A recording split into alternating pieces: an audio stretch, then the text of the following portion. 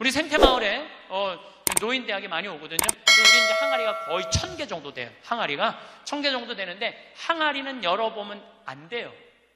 그러니까 이제 노인 할머니 한 분이, 내가 들은 얘기야. 할머니 한 분이 와갖고 그 문을 이렇게 걸어두거든요. 근데 문을 열고 들어가더래. 그 항아리 있는 대로. 그래서 봉사자가 할머니 거기 들어가시면 안 돼요. 들은 척도 안 하고 들어가더래. 거기를.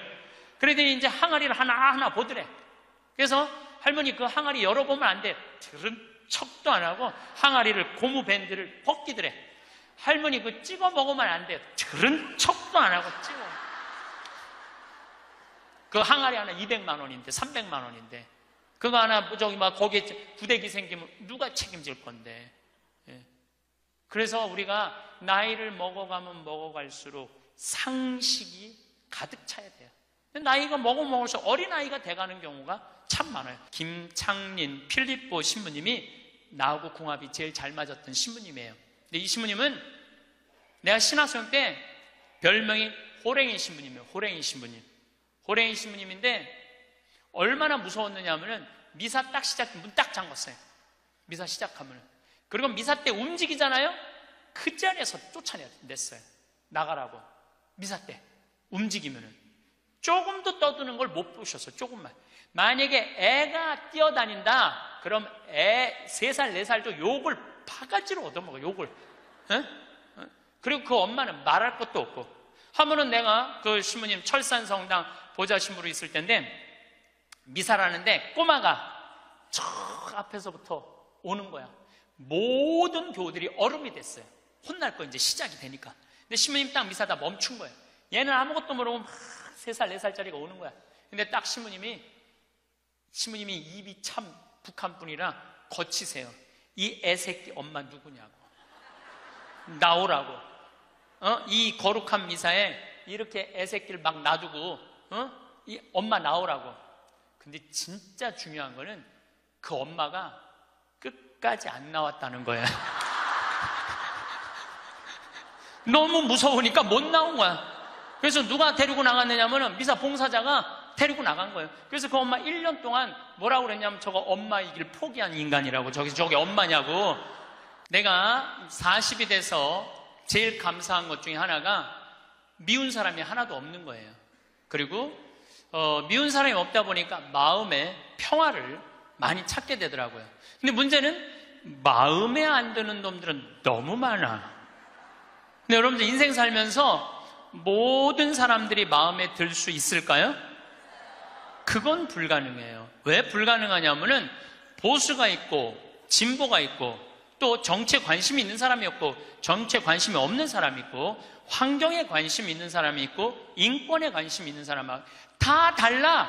다 달랐는데 어떻게 나하고 생각이 다르다고 미워할 필요까지 있느냐 이거예요. 그냥 네모난 놈은 네모난 대로, 세모나면 세모난 대로, 동그라면 동그란 대로 인정해 주면 돼요. 그리고 제가 40이 들어서 제일 감사한 것 중에 하나가 30대 때는 일일이 다 지적해주고 가르쳐야지 속이 편했는데 40대는 안 그래요. 왜 안 그러느냐면 귀찮아. 그런 거를 일일이 다 신경 쓴다는 것 자체가 귀찮아요. 그런 것까지 신경 쓰고 살 필요가 없는데 뭐하러 그렇게 그 세세한 것까지 관심을 갖고 사느냐 이거예요. 어제는 이제 수원 우리 내 2번째 멘토 신부 성당에 가서 강의를 하게 됐는데 오늘 평화방송 한다고 좀 이렇게 마사지를 받으려고 그랬는데 마사지 예약한 사람이 까먹고 집에 휴가를 가버렸다고 그러더라고요. 그래갖고 이제 직원을 바깥에서 운전하는 직원을 한 30분 정도 기다리는데 그 성균관대학 수원에 성균관대학이 있는 데인데 그 수많은 젊은 여대생들이 확 지나가더라고요. 그런데 참 슬픈 건지 좋은 건지 모르겠는데 지나만 가지 얼굴이 안 보여. 눈이 이게 침침해갖고요. 이쁜 여자가 안 보여. 이쁜 여자가. 그것도 한편으로는 참 좋다 그런 생각도 들더라고요. 근데 이제 30분을 내가 길에서 기다리다가 직원이 뭐 때문에 잘못돼갖고 늦게 도착을 했는데 내가 딱 탔는데 우리 직원이 그러는 거예요. 지금 왜 신경질을 안 부리세요? 그러더라고요. 근데 부리고는 싶은데 기운이 없어. 신경질 부릴 기운이 없어. 그래서 나이를 먹는 게 좋은 면도 있구나. 사소한 것에 신경이 점점 멀어지는 참 좋은 것도 있구나, 이런 생각이 들어요. 제가 늘 강의 때 말씀드리지만은 우리가 모든 사람 사랑하기 쉽지 않아요. 근데 문제는 동그란 사람들이야. 마음이 예쁜 사람들은 모든 사람 사랑하려고 그래요. 난 그 사람들이 제일 짜증나는 사람들이에요. 모두 사랑하려고 덤비는 사람들. 예수님은 모두 사랑하라고 그런 적이 없어요. 서로 사랑하라고 그랬죠. 근데 모두 사랑하라고 그랬어요. 여러분도 오늘 이후부터 서로 사랑하세요. 우리 인생에는 궁합이 맞는 사람이 있어요. 이거 아주 중요합니다. 나하고 궁합이 맞는 사람이 있어요. 저는 내 인생에 참 궁합 맞는 사람들이 많은 편인데, 내 인생 가장 궁합 잘 맞았던 분은 2012년에 돌아가신 87세에 돌아가신 김창린 필립보 신부님이 나하고 궁합이 제일 잘 맞았던 신부님이에요. 이 신부님은 참 원칙적인 분이세요. 신앙에 애누리가 없는 분이에요. 그리고 내가 보좌 신부 때 이렇게 보면은 판공성사 이제 한참 하잖아요. 그럼 우리 그때는 신자가 14,000명이었어. 그러면은 고해 성사를 주면은 신부님 고해에 들어가면 혼이 나니까 신부님 고해 손 안 들어가는 거예요. 그 내 고해만 나가보면 막 신부님 없어. 그 신부님 기다리다가 딱 나와갖고 이리 와 소리를 질러요. 그럼 저 끝에 있는 사람들이 어쩔 수 없이 가. 신부님 고해서 들어가면 다시 이쪽에 와서 붙는 거야. 내 쪽에 와서. 그래서 내가 하루에 500명씩 성사를 준 적이 있어요. 하루에 500명씩. 그러니까 그렇게 성사를 많이 줘갖고 나중에는 어떤 보좌 신부 때 어떤 병에 걸렸는지 하도 이걸 많이 하다가 이제 한 번은 문을 열고 고해를 듣는데 대답이 없는 거야. 그래서 왜 고해를 안 하냐고 눈을 떠봤더니 내 침대에서 옆에 창문을 열고 이러고 있더라고요. 창문을 열고. 그렇게 무서운 신부님이었는데 참 편안했어요. 그리고 신부님, 내가 평창의 성 필립보 신부님 본명이 필립보예요. 김창림 필립보. 신부님 나 생태마을 꾸미고 싶다고. 네가 한다면 내가 도와줄게. 그래갖고 신부님이 30억 평생 북한에서 넘어가고 학비 고생을 많이 하고 신학생들 장학금 한다고 신부님 모아둔 거 30억을 내놓으신 거예요. 근데 신부님이 이제 은퇴를 하셨어요. 마지막 11년 동안 내가 모시고 살았어요. 근데 한 번도 서로 큰 소리 얼굴 붉힌 적이 없어요. 그렇게 무서운 신부님인데 한 번도 얼굴을 붉힌 적이 없어요. 신부님하고 에피소드가 너무 많은데, 신부님이 당신 성구가 서로 사랑하라야 내 성구 액자 너한테 줬는데 어디 있느냐고 2년을 괴롭히더라고요. 2년을. 나는 그런 거 본 적 없다. 이놈 새끼 내가 너한테 성구 줬는데 네가 내 걸 우습게 한다고 욕을 먹었는데, 나중에 알고 보니까 신부님 그 철산성당 사무실에 있었던 거야. 근데 내가 그것 때문에 황당한 게 아니야. 서로 사랑하라는 성구를 내가 찾아서 우리 지금 생태마을에 걸어놨는데 참 기가 막혀요. 서로 사랑하라 그러는데 이렇게 그 뒤에 배경 그림이 뭔지 아세요? 호랑이 2마리가 서로 끌어안고 있는 거야. 한번 생태마을에 오시면 한번 보세요. 하여튼 호랑이. 그런데도 신부님하고 마지막까지 정말로 아버지 아들같이 잘 지냈어요. 근데 이제 신부님이 2월 15일 날 입원하셨는데 이제 한 3개월 보름 정도 했는데 월요일 날 돌아가실 것 같다고 우리 주교님들 다 모이고 교구청 신부들 다 모여갖고 돌아가신다고 그러는데, 신부님이 안 돌아가시는 거야. 밤 12시가 돼도. 그러니까 주교님 황신부 있을 거지? 우리 각계 교구청의 신부들 우리 각계 다 가고 나만 있는. 돌아가시면 언제 돌아가시나 보는데 새벽 3시까지도 안 돌아가시네? 나는 다음날 강의 있는데 라고 신부님이 하여튼 나 지금 바빠서 간다고 가는데 이틀 지났는데 느낌이 이상해. 그래서 부관장 신부한테 네가 나머지 다 해라. 나 아무래도 신부님 돌아가실 것 같다. 그래서 이제 수원 빈센트 병원에 왔어요. 딱 왔는데 신부님이 이틀 동안 혼수 상태에 계시더라고. 그래서 내가 신부님 귀에다가 이렇게 말했어요. 신부님 이제 가셔라. 신부님 힘든데 신부님도 가셔야지. 신부님도 편안하고 나도 힘들어 죽겠다 왔다 갔다. 그랬는데 신부님이 눈을 딱 뜨는 거예요. 얼마나 놀랬는지 몰라요. 죽으라고 그러는데 눈 뜨니까 얼마나 내가 놀래. 그랬더니 그 신부님 모시는 자매가 그러더라고요. 부부가 아유 저거 보라고 이틀 동안 그렇게 많은 신부님들이, 그렇게 많은 그 은인들이, 지인들이 와서 신부님 눈 뜨라고 그래도 눈 한 번 안 뜨더니, 저 사랑하는 신부가 왔고 신부님 이제 가시라고 그러니까 눈 뜨는 거 보라고. 신부님 매일 저를 위한 미사를 하셨거든요. 매일매일. 네. 그래서 내가 이제 신부님한테 그랬죠. 신부님 평생에 내 바람막이 돼주시고 나 행복하게 해줘서 너무너무 감사하다고. 나는 사제 생활은 정말로 반은 신부님 때문에 행복하게 살았다고. 여기 이제 내가 그날 다 오라고 그랬거든요. 신부님 지인들 다 눈 한번 마주치라고. 신부 눈 다 마주치시더라고요. 그러더니 나하고 딱 눈을 마주치시면서 돌아가시더라고요. 그래서 신부님이 내 품에서 돌아가셨어. 그러니까 신부님은 나하고 궁합이 맞은 거죠.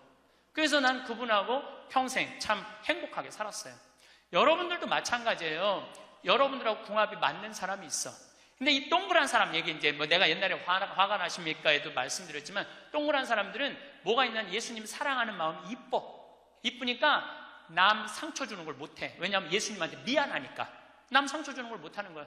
동그란 사람이 대림절 맞이하고 예수님 성탄 맞이하고 빠마를 탁 했는데 삐죽한 놈이 와서 한마디 해요. 빠마를 왜 그렇게 했어? 얼굴이 떡판 같잖아. 그러면 동그란 사람은요 가슴에서 피가 떨어져요. 안 그래도 얼굴 둥글럽적해갖고 스트레스 받는데 떡판이라고 그러면 얼마나 상처를 입어요. 그런데도 동그란 사람은 그 삐죽한 사람한테 싫은 소리 못해요. 기껏 텐대는 소리가, 그러게 이번에 하다가 보니까 이렇게 나왔네. 다음에 내가 잘할게. 뭘 잘못했다고 다음에 잘한대. 그리고 어디 가서 우느냐면 성당 가서 운다니까요. 여기 있는 분들 많아. 그런 분들, 동그란 분들 많아. 맨날 울면서 상처 입고. 그래서 동그란 사람들 보면 여기에 구멍이 뽕뽕뽕뽕 나인 사람 많아요, 보면은. 그래서 동그란 사람들이랑 상담을 해보면은요, 정말로 겉보기는 예쁜데 상처는 다 받은 사람 많아. 그러니까 동그란 사람은 삐죽한 놈 만나면 안 돼요.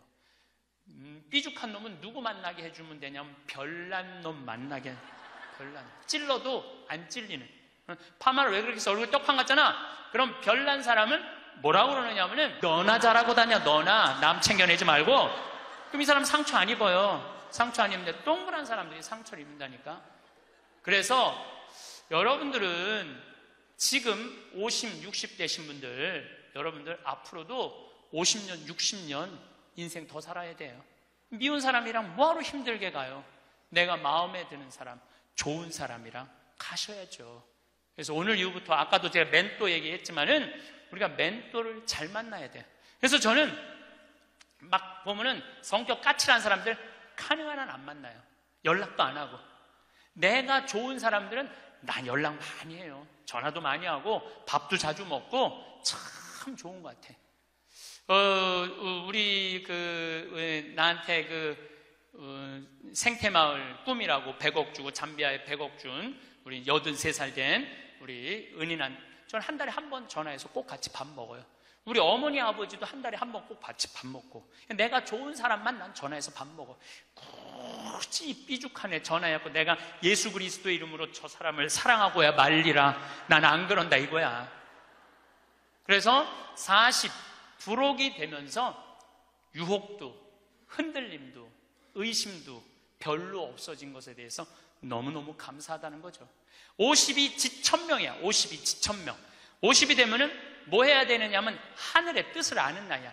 49가지는 세상에 관심이 많았다면 50부터는 어디에 관심이 많아야 돼? 하늘나라에 관심이 많아야 돼. 여러분들은 49까지는 세상에 속해서 살았어. 세상 일을 많이 하고 살았어요. 그럼 50부터는 이제 내가 이제 어디 갈 거야? 하늘나라 갈 거 아니야, 이제? 이제는 갈 날이 점점 다가오잖아요. 30대 때는 하느님의 이름을 빌려서 내일을 했어요. 30대 때는 어땠냐면 뭐가 진행이 안 되면 성질을 있는 대로 부렸어요. 30대 때는. 근데 요즘은 막 일이 진행이 안 되잖아요. 그럼 딱 내려놔요. 그리고 이렇게 말합니다. 당신이 원하는 게 아니네. 그거 딱 내려놔요. 당신이 원하는 일이면, 하느님 당신이 원하는 일이면 되겠지. 제가 작년에 잠비아에 가갖고 간호대학 수톱된 걸 보고 저 사는 맛 사는 멋 삼교 한 끼 책 파는 거 2억 인세 내놨다고 그랬잖아요. 그래갖고 교우들한테 1,000만 원씩 30명만 도와달라고 그랬잖아요. 그런데 2월 달에 방송에 나갔는데 4월 마지막 주에 2억 8천이 모인 거야. 2달 만에 2억 8천이. 내가 한번 모금도 나간 적이 없는데 다 전화해서 마지막 토요일에 내가 하느님한테 이렇게 기도했어요. 하느님, 왜 2천만 원이 비냐고. 진짜 그렇게 기도했어요. 진짜. 아니 내가 2억을 내놨으면 당신 3억 내놔야 될 거 아니냐고 그렇게 기도를 했는데 그날 저녁에 종교도 다른 할머니가 나한테 전화했어요. 신부님, 당신이 기도를 하는 중에 내가 돈이 필요할 것 같아갖고 2천만 원 보냈다는 거예요. 2천만 원. 나는 기쁘지 않았어요. 기쁘지 않았어. 왜 기쁘지 않았냐면 너무 놀랐어요. 하느님이 다 듣고 하느님 왜 2천만 원이 비냐고 그랬더니 그 저녁에 2천만 원을 채워주셨으니 여러분들 기쁠 것 같아요? 무서울 것 같아요? 무섭죠. 와. 그래서 예수님이 너희들 많은 말 하지 말아라. 아버지가 너희가 필요한 것을 다 알고 계신다. 그래서 내가 기도를 안 한다니까요. 내가 기도를 안 해요. 내가 잠비아에 농업대학 세울까? 그랬더니 100억 갖다 줬잖아요. 그래갖고 농업대학 부지가 필요한데 그랬더니 1000만 평 대통령이 줬잖아요. 어떻게 기도를 해? 생각만 해도 하느님이 이렇게 쏟아주는데 기도까지 해주면 나는 죽어. 이거 기도까지. 근데 나는 어떤 믿음이 있느냐 하면 지천명 하늘의 뜻을 알아요. 하느님이 원하는 일이면 된다. 네. 그리고 이제 잠비아에 제가 이제 4년을 다니면서 돈도 많이 이제 그 신학교 잠비아를 쭉 다녔는데 내가 너무너무 놀란 거는 잠비아의 신자가 500만 명이에요. 그리고 내가 다니고 있는 은돌라 교구는 신자가 100만 명이야. 100만 명. 근데 신학교가 없는 거야. 잠비아의 신학생은 지금 480명이 있대요. 근데 기숙사가 없는 거야. 1, 2학년이 철학과 이렇게 다니고 이상하게 하여튼 신학 과정이 있더라고. 그래서 은돌라 교구의 반달 주교님께서 나한테 요청이 왔어요. 우리 여기 잠비아에 신학교를 좀 줘달라고. 근데 그 신학교 짓는 거 어렵잖아. 땅 이미 1000만 평 있고 10억이면 신학교 짓거든요. 10억이면 벌써 100억 기증 받았고 나는 농업대학만 할 생각을 했지 그 신학교 줘줄 생각을 안 했거든요. 근데 생각해보니까 이거 신학교 짓는 거 이게 정말로 의미 있는 일이구나. 이게 누구의 뜻이냐? 1000명이라는 거야. 하느님의 뜻이구나. 그래서 요즘 이제 신학교를 이제 설계를 다 끝냈어요. 신학교 설계도 다 끝났어. 그래갖고 짓는데 이제 반달 주교님이 지난 9월달, 10월달에 한국에 들어오셨어요. 근데 또 마침 우리 수원교구의 이용훈 주교님께서 그러면은 저도 그렇죠. 우리 수원교구 주교님 이름으로 책임지고 끝까지 져주기로 두 주교님께서 사인을 딱 했어. 내가 그걸 보면서 그래 하느님이 이렇게 역사하시는구나 그런 걸 느끼면서 내 일을 하는 게 아니라 이제 누구 일을 해? 하느님의 일을 해. 하느님의 일을 하니까 내가 책임질 필요 있어요 없어요? 없어. 누가 책임져야 돼? 하느님이 책임져야 돼. 그야말로 내 기도는 배째라야. 줄래면 주고 말래면 말아라. 그런데 잠비아에 이번에 미국 교우들이 20명이 따라왔어요. 그런데 참 그 사연이 기가 막히더라고요. 딸이 수의학과 다니다가 교통사고로 죽은 거야. 보나라는 아이인데 24살인가 6살에. 근데 그 딸 생일날 잠비아에서 보나 샘이라고 샘을 판 거예요. 근데 그분들이 그 주교님을 만나더니 우리도 잠비아에 신학교 짓는데 자기네들이 가능한 한 100만 달러 다 모아보겠다는 거예요. 이게 그러니까 내가 그런 일을 저지르는 게 아니라 하느님이 알아서 하는 거야. 나는 뭐만 해? 심부름만 하는 거야. 또한 아버지 앞에 나와 봉사하게 하시니 감사하나이다. 여러분들 여기 50대신 분들, 50 넘으신 분들 아직도 세상 것에 연연하고 매달린다면 언제 1000명 하늘의 뜻을 알 거예요. 이제 이 세상 돌아가는 삼라만상 이치 다 알 나이 아니에요. 50이 되면은. 그렇다면은 내가 이 세상에서 하나라도 더 가지고 끝나는 게 아니고 이 세상에서 하느님 보시기 좋은 일을 하고 가는 게 중요하다는 거예요. 욕심을 버리시면은요 여러분들 마음 안에 기쁨이 있어. 62순이라고 해. 62순. 이순이라는 건 뭐냐면 60이 되면 귀가 편안해야 되는 나이예요. 60. 화가 나지 말아야 돼. 누가 내 욕을 해도 화가 나지 말아야 돼. 근데 60대 분들 막 누가 내 욕을 해. 그럼 뭐라 그래? 나를 내가 산전수전 다 겪었는데 날 뭘로 보고 내 욕을 해? 내가 이놈을 뻔때를 보여주리라. 이때부터는 나이를 헛먹는 거예요. 누가 내 욕을 해도 화가 나지 말아야 돼. 내 커피숍 하는 친구가 있어. 이 친구가 해준 얘기예요. 무슨 얘기냐면은 1시에 자기 커피숍에 60 먹은 아줌마 10명이 들어오더래요. 그래갖고 야, 커피 한 잔이 6,000원, 7,000원이니까 한 7만 원 버나 보다. 근데 아줌마들이 딱 들어와서 한다는 소리가 우리가 지금 대모임을 해갖고 밥을 많이 먹어갖고 패가 불러서 3잔만 시키겠다고. 3잔만 시키겠다고. 그래서 3잔만 시키더래요. 10명이 상 3개 딱 차려 해갖고. 그랬더니 요즘 리필이 다 되잖아요. 한참 먹더니 또 있더니 와서 리필 해달라고 그러더래요. 리필. 또 그 큰 컵에다 리필을 다 해준 거야. 그랬더니 다시 오더니 그러더래요. 이거 우리 귀양 리필 해준 거 우리 나눠 먹게 잔 좀 더 달라고. 그래갖고 1시부터 3시까지 10명이 3잔 시켜서 온갖 수다 그냥 다 박장대소하고 막 깔깔거리면서 3잔 값을 내고 나가더래요. 너무 가슴이 아프더래요. 왜냐하면은 전기세도 있고 자리세도 있고 월세도 내야 되는데 저 아줌마들 10명이 들어와서 3잔만 시켜서 먹고 나가 얼마나 가슴이 아픈지 몰라요. 여러분들 돈이 없으면은 막심 골드 그 150원이야. 스틱 커피 그거 10개 사면 1,500원이야. 그럼 보온병 사다가 종이컵 사다가 종이컵은 안 되지만은 그냥 그 앞에 공원이거든. 그거 먹으면 되지. 왜 그 남의 상처를 이걸 뭐라고 하냐면은 나이값도 못한다고 그러는 거야. 늙으려면 어떻게 늙어? 곱게 늙어. 늙으려면 곱게 늙어야 돼. 나이를 먹으려면은 제대로 먹어야 된다는 거예요. 나는 그래서 우리 직원들 장 보러 나갈 때 절대 못 깎게 해요. 돈 못 깎게.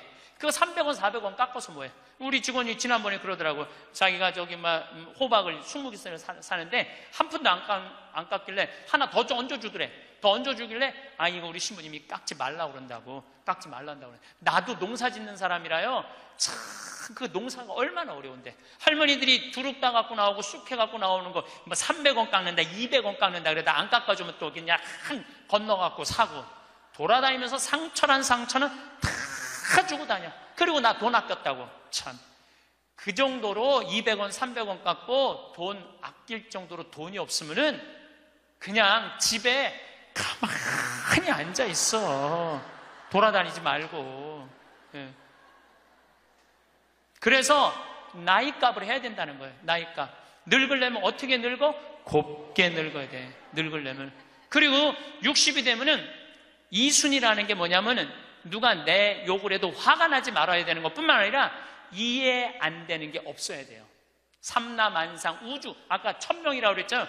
1000명 안에는 우주 만물의 조화까지 다 알아야 돼. 그 60이 되면은 이해 안 되는 게 없어야 돼. 내가 60대 신분 중에 너무너무 멋있는 분 한 분을 알고 계세요. 난 그분 지금 얼굴도 본 적이 없는 분이에요. 얼굴도 본 적이 없는데 이분이 얼마나 멋있느냐 하면은 성모회장이래요. 어느 정당에. 근데 내 후배 신부 중에 하나가 5년 전에 옷을 벗었어요. 신학교 때 내가 굉장히 예뻐했던 아이인데 자기 기쁘지 않대. 사제로서 기쁘지 않대. 사제로서 기쁘지 않으니까 미사를 드릴 수가 없는 거예요. 그거 여자 문제보다도 더 고통스러운 거예요. 내가 사제로서 기쁘지 않아. 그래서 나는 더 이상 제사를 드릴 수 없다. 그래서 옷을 벗고 나간 거야. 이 신부 혼자 쭉 사는 거죠. 근데 그 본당 신부였을 때 성모회장님이었대. 성모회장님이었는데 이 신부님이 5년 동안 혼자 사는 걸 알고 딸이 36인가 37이래. 딸한테 그랬대요. 너 그 신부님 알지? 알고 있대. 근데 그 신부 옷 벗은 거 알지? 알고 있대. 근데 너 지금 시집도 안 가고 혼자 사니? 이렇게 허송세월 보내지 말고 신부님 외롭고 힘든데 너 신부님한테 시집이나 가서 밥도 해주고 빨래도 해주고 의지가지 하면 어떻겠느냐? 그 성모회장님이 남편도 설득했대. 당신 저 본당 신부님 있을 때 저런 사이 하나 있으면 좋겠다고 그러지 않았느냐고. 저 사이 사모면 되지 않겠느냐고. 남편도 설득하고 남편도 좋다고 그랬대. 그래갖고 이번 3월 신부님한테 찾아간 거야. 내 딸 줄 테니까 신부님 혼자 외롭게 살지 말고 내 딸 이제 데리고 같이 살았으면 좋겠다고. 그래서 이번 3월 달에 결혼을 시킨 거야. 60이 되려면 그 정도는 돼야지. 60이 되려면 그 정도는 돼야지. 신부님도 옷 벗고 나가면 내가 저 신부님 더럽다고, 저 신부님 저럴 수 있느냐고, 내가 그렇게 안 봤는데 욕이나 하고 돌이나 던지고, 그건 나이를 헛먹는 거예요. 그 신부는 얼마나 힘들었겠어, 인생 살면서. 자기 맞지도 않는 옷 입고, 이러지도 못하고 저러지도 못하고, 부모님 상처 줄까봐 옷도 못 벗고, 얼마나 힘들겠어. 그 정도 이해는 돼야지. 60이 돼갖고 옷 벗고 나가면 나는 이해가 안 되네. 저 신부님 왜 옷을 벗고 나갔을까? 그래서 60이라는 건요, 정말 아름답기 시작한 나이예요. 저는 60된 여자친구들이 많아요. 진짜로. 근데 60된 분들하고 이렇게 대하면 참 편안해요. 30대, 40대 이 여자들은 불편해. 불편해. 근데 60만 되면은 아주 편안해. 그리고 60이라고 얼굴이 못생긴 것도 아니야. 이뻐, 다. 60은 내가 보기에는 아름답기 시작한 나이예요. 아름다운 모습으로 나이를 들어가는 것. 누가 뭐라 그래도 받아들이고 포용할 수 있는 따뜻한 나이가 저는 60이 아닌가 싶어요. 70이 종심소욕 불육이라고 그래요. 뭐라 그러면 70이면 마음을 따른, 욕구가 일어나는 마음을 따라도 법에 어긋남이 없는 나이야. 그러니까 내가 한 70 넘은 분이 내가 욕심껏 행동을 해도 그게 법에 어긋나지 말아야 돼. 다시 말해서 좀 쉽게 얘기하면 우리 천주교 교우들 알아듣기 쉽게 말하면 70에 내가 하는 행동이 하느님이 하는 행동하고 똑같아야 돼. 70은.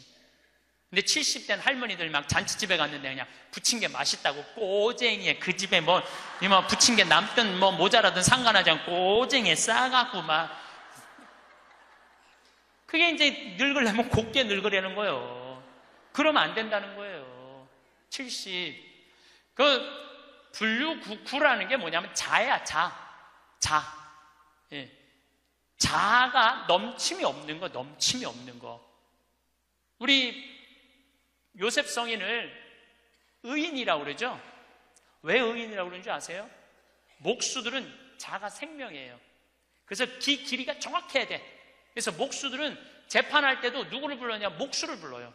목수를 불러갖고 이 사람이 정확하게 계산한 거냐? 누가 다 계산해줘? 목수들이 계산해줬어. 그 의인이야, 의인.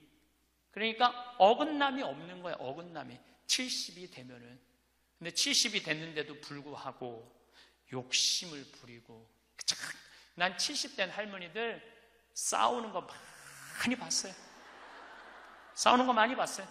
근데 공자님이 73살까지 살다가 죽었어. 무슨 얘기냐면은 천지가 80이 넘게 사는데 70까지만 얘기를 하고 죽은 거야, 공자님이. 80은 어떻게 살으라고. 그래서 내가 80을 내가 생각을 해봤어요. 80은 뭐 해야 되는 나이냐면은 생생지심의 나이예요. 생생지심이라는 게 뭐냐면은 생명을 사랑하는 나이야. 80은 생명을 사랑하는 나이. 80까지 살면은 여러분들 감사하지 않아요? 감사하죠? 저는 46세 위암 수술을 하고 매년 가을마다 단풍 구경을 가요. 매년 셋째 주 월요일 날 우리 부관장 출신 신부들하고 단풍 구경을 가는데 너무너무 아름답더라고. 그때 내 기도문이 뭐냐면 하느님, 올해도 단풍을 보게 해주셔서 감사합니다. 이렇게 아름다운 단풍을 보게 해주셔서 감사합니다. 근데 80이 된 분들은 단풍을 몇 번을 보는 거야? 80번을 보는 거 아니에요. 얼마나 감사해. 근데 80 먹은 할머니들 뭐 다리도 아프고 허리도 아프고 뭐 귀찮지. 근데 이렇게 말해요. 늙으면 죽어야 돼. 사는 게 귀찮아. 사는 게 재미가 하나도 없어. 내가 인생 살아보니까 믿을 놈 한 놈도 없어. 머리 검은 짐승한테는 잘해주는 게 아니야. 80 먹은 할머니가 이렇게 부정적인 얘기를 하면은요, 이 할머니는 인생을 실패한 할머니예요. 실패한 거 아니에요? 생명을 사랑하는 나이에 오늘도 이렇게 하루를 나한테 선물로 주신 하느님한테 감사하다고. 진달래를 보면 이번에도 한 번 더 이 아름다운 진달래를 보게 해주셔서 감사하다고. 단풍을 보면 이 아름다운 단풍을 한 번 더 보게 해주셔서 감사하다고. 살아있음에 대해서 감사하고.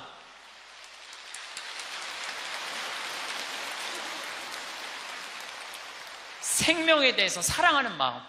예. 저는 우리 요즘 대리임 때 우리 직원들 마니또를 해요.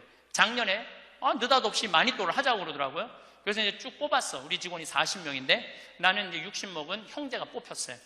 근데 한 달 동안 그 형제만을 위해서 기도한다는 게 좀 그렇더라고요. 왜냐하면 내가 40명의 목자인데, 그래서 내가 매일 한 명씩 이름을 부어서 묵주기도 5단을 해줬어요. 나는 어떤 신념이 있느냐면 하루에 묵주기도 기도 5단 이상 하면 안 된다는 신념이 있어요. 5단도 힘들어 죽겠는데 막 20단, 30단 하는 사람들 보면은 놀라워. 뭐 한다고 20단, 30단씩이나 해. 하루에 5단 이상 하면 안 된다는 신념이 있어요. 그런데 날짜는 30일인데 직원은 40명이잖아요. 그러니까 5단은 무조건 선물로 줘야 될 거 아니야. 하루에 10단을 하게 되더라고요. 그런데 하루가 너무 충만한 거야. 막 10단을 하니까 더 충만한 거야. 이거 봐라. 이 남을 위해서 기도하는 게 참 좋으네. 너무 좋더라고, 기도하는 게. 근데 다 못했어요. 신부님 미운 사람 없어요? 여러분들, 내 가슴이 얼마나 넓다고 미운 놈까지 다 고이 간직해야 돼? 그렇지 않아요? 여러분들, 미운 사람 꼭 가슴에 간직해야 돼요? 미운 사람 빨리 빼버리세요. 그리고 어떤 사람만 간직하면 돼? 좋은 사람, 소중한 사람만 하면은 그러게도 우리 인생은 벅차요. 내가 6.25 전쟁 똥구멍이 찢어지게 가난할 때 그때 내 돈 떼어먹고 도망간 놈, 내 상처 준 놈 그냥 기억할 필요가 뭐가 있냐 이거예요. 80이 돼서 이제까지 큰 사고 없이 6.25 넘어오고 그 힘든 거 다 넘어와서 지금 살면은 오늘 하루 밥 세 끼 먹으면 감사하면 돼요. 그래서 80 되신 분들은 입에서 뭐가 나와야 돼? 감사가 나와야 돼. 제가 자신 껴안기라는 주제로 이야기를 이제까지 했습니다. 여러분들, 나 자신을 껴안을 줄 알아야지, 나 자신을 껴안을 줄 알아야지 잘 살아요. 잘 살아야지 잘 죽을 수가 있어요. 그래서 15에 지우학하고, 30에 립하고, 40에 부록하고, 50에 지천명하고, 60에 이순하고, 70에 불류구하고, 80에 생생지심의 단계에 내가 갔는가? 이걸 물어보자는 거예요. 나는 지금 어떤 단계인가? 나는 뜻도 안 세운 거 아닌가? 뜻도 안 세우고 공부도 안 하고 또 내가 섰다면은 어떻게 살아가야 될 것인가? 쓴 사람으로서. 그 나는 정말로 욕심 없이 유혹받지 않고 악의 유혹을 받지 않고 정직하게 살아가는. 그리고 하늘의 뜻은 내가 알고 있는가? 하늘의 뜻은. 그리고 마음이 평화롭게 이순하고 있는가? 내가 하는 행동이 하느님이 하는 행동하고 똑같은가? 그리고 생명을 사랑하는 나인가? 그걸 알아야 돼. 그러면은 그런 정도의 사람이 되려고 그러면 공부해야 돼. 신부님, 저는요 신학교 공부했죠, 환경공학 공부했죠, 그 다음에 글 공부했어요. 그래서 저는 한국문인 회원이고 국제 팬클럽 회원이에요. 물론 우리 가톨릭 문인 회원이에요. 그래서 글 쓰는 공부 많이 했어요. 제가 잘났다는 게 아니고 끊임없이 공부하는 걸 게을리하면 안 돼요. 신부님은 팔자가 좋아갖고 대학 다니고 싶으면 대학 다니고, 대학원 다니고 싶으면 대학 다니고, 그 다음에 무슨 교수한테 글 배우고 싶으면 글 배우고. 신부님 팔자가 좋죠. 여러분들, 내가 팔자가 좋은 게 아니에요. 여러분들도 얼마든지 배울 수가 있어. 내가 지금 왜 이 핸드폰을 들고 왔다 갔다 하느냐면은 여기에 대학이 들어있어요. 여기 유튜브를 통해서 모든 교수들 강의를 다 들을 수 있어요. 주옥 같은 강의가 다 들어있어요. 역사를 배우고 싶으면 역사를 치면 나오고, 철학을 배우고 싶으면 철학을 나오고, 성서를 치면 성서가 나오고, 그냥 너무너무 많아. 여기 휴대폰에 이거 맨날 메시지하고 전화 받는 걸로 하지 말고, 신부님 이거 어떻게 찾아요? 손자들한테 해달라고 그래. 손자들한테 이렇게 얘기하세요. 그게 손자들 교육이에요. 얘야, 나 소크라테스 변론이라는 거 듣고 싶은데, 변론이라는 걸 듣고 싶은데 이거 좀 내가 누르면 바로 나오게 해줘라. 그럼 걔 그거 찾아서 걔도 공부해. 맨날 게임만 하다가 할머니가 이거 좀 깔아달라고 그러면 걔 기가 막히게 깔아줘요. 누르면 나와. 누르면 막 결국은 내가 서야 돼. 내가 깨우쳐야 돼. 배우고 익히니 이 또한 기쁘지 아니한가? 라는 우리 공자님 말씀대로 저는 여러분들이 공부했으면 좋겠어요. 공부를 하면은요, 소크라테스 말처럼 지식은 덕으로 가고 덕은 곧 행복으로 이어진다는 거예요. 그래서 우리 교우들 열심히 공부하셔서 조금 더 성숙한 사람으로 변화돼 나갔으면 좋겠어요. 오늘은 나이 들수록 외모가 중요한 이유에 대해 말씀드리겠습니다. 외모 관리도 부지런히 하셔서 품격 있는 노후 생활을 영위하시길 바랍니다. 부티보다 귀티나게 외모에도 신경 쓰라. 외모도 중요하고 실력도 중요하다. 나는 도덕적 문제와 관련해서는 사람들의 말을 크게 믿지 않는다. 교통신호를 지켜야 한다고 말은 하지만 실제 생활에서는 그렇게 하지 않는 사람들이 많기 때문이다. 말과 행동의 이중성이다. 이러한 이중성이 나타나는 것 중에 하나가 외모는 중요하지 않으며 마음이 중요하다는 말이다. 말은 그렇게 하면서도 외모를 본다.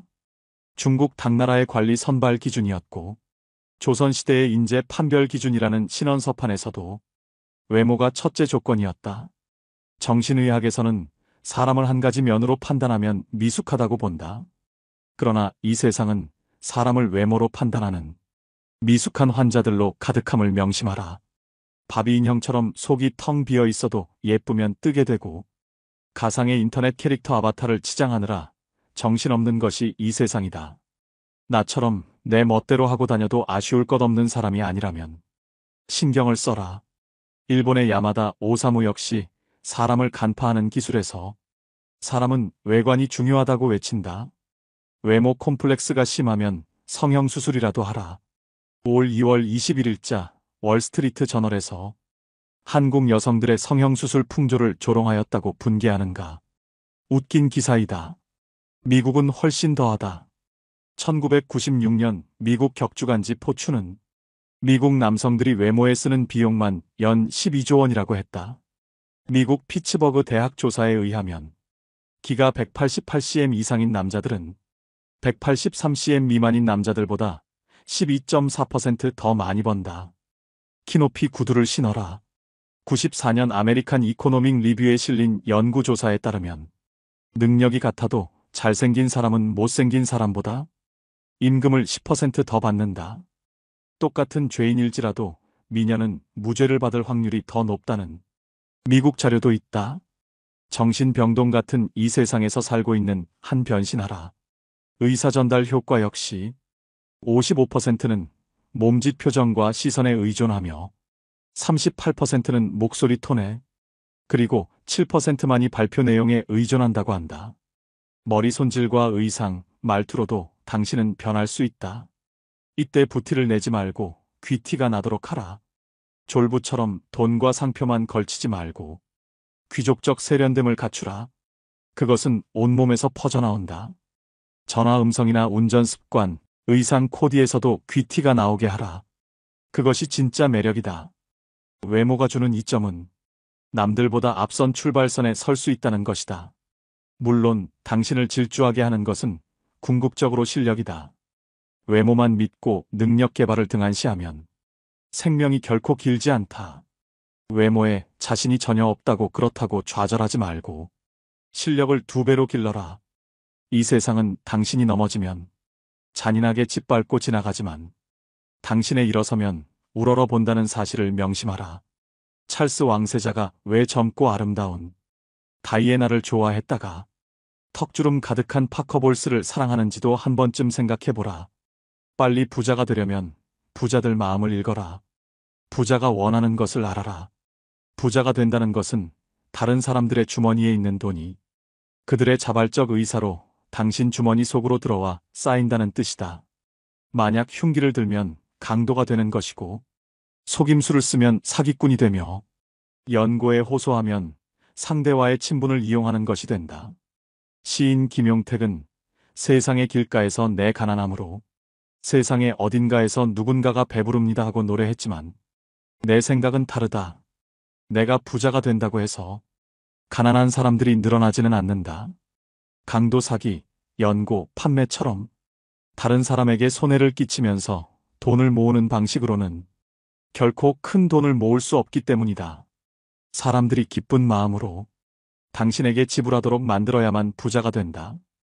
어떤 나라에서든 20%도 안 되는 부자들이 80%의 돈을 소유하고 있다.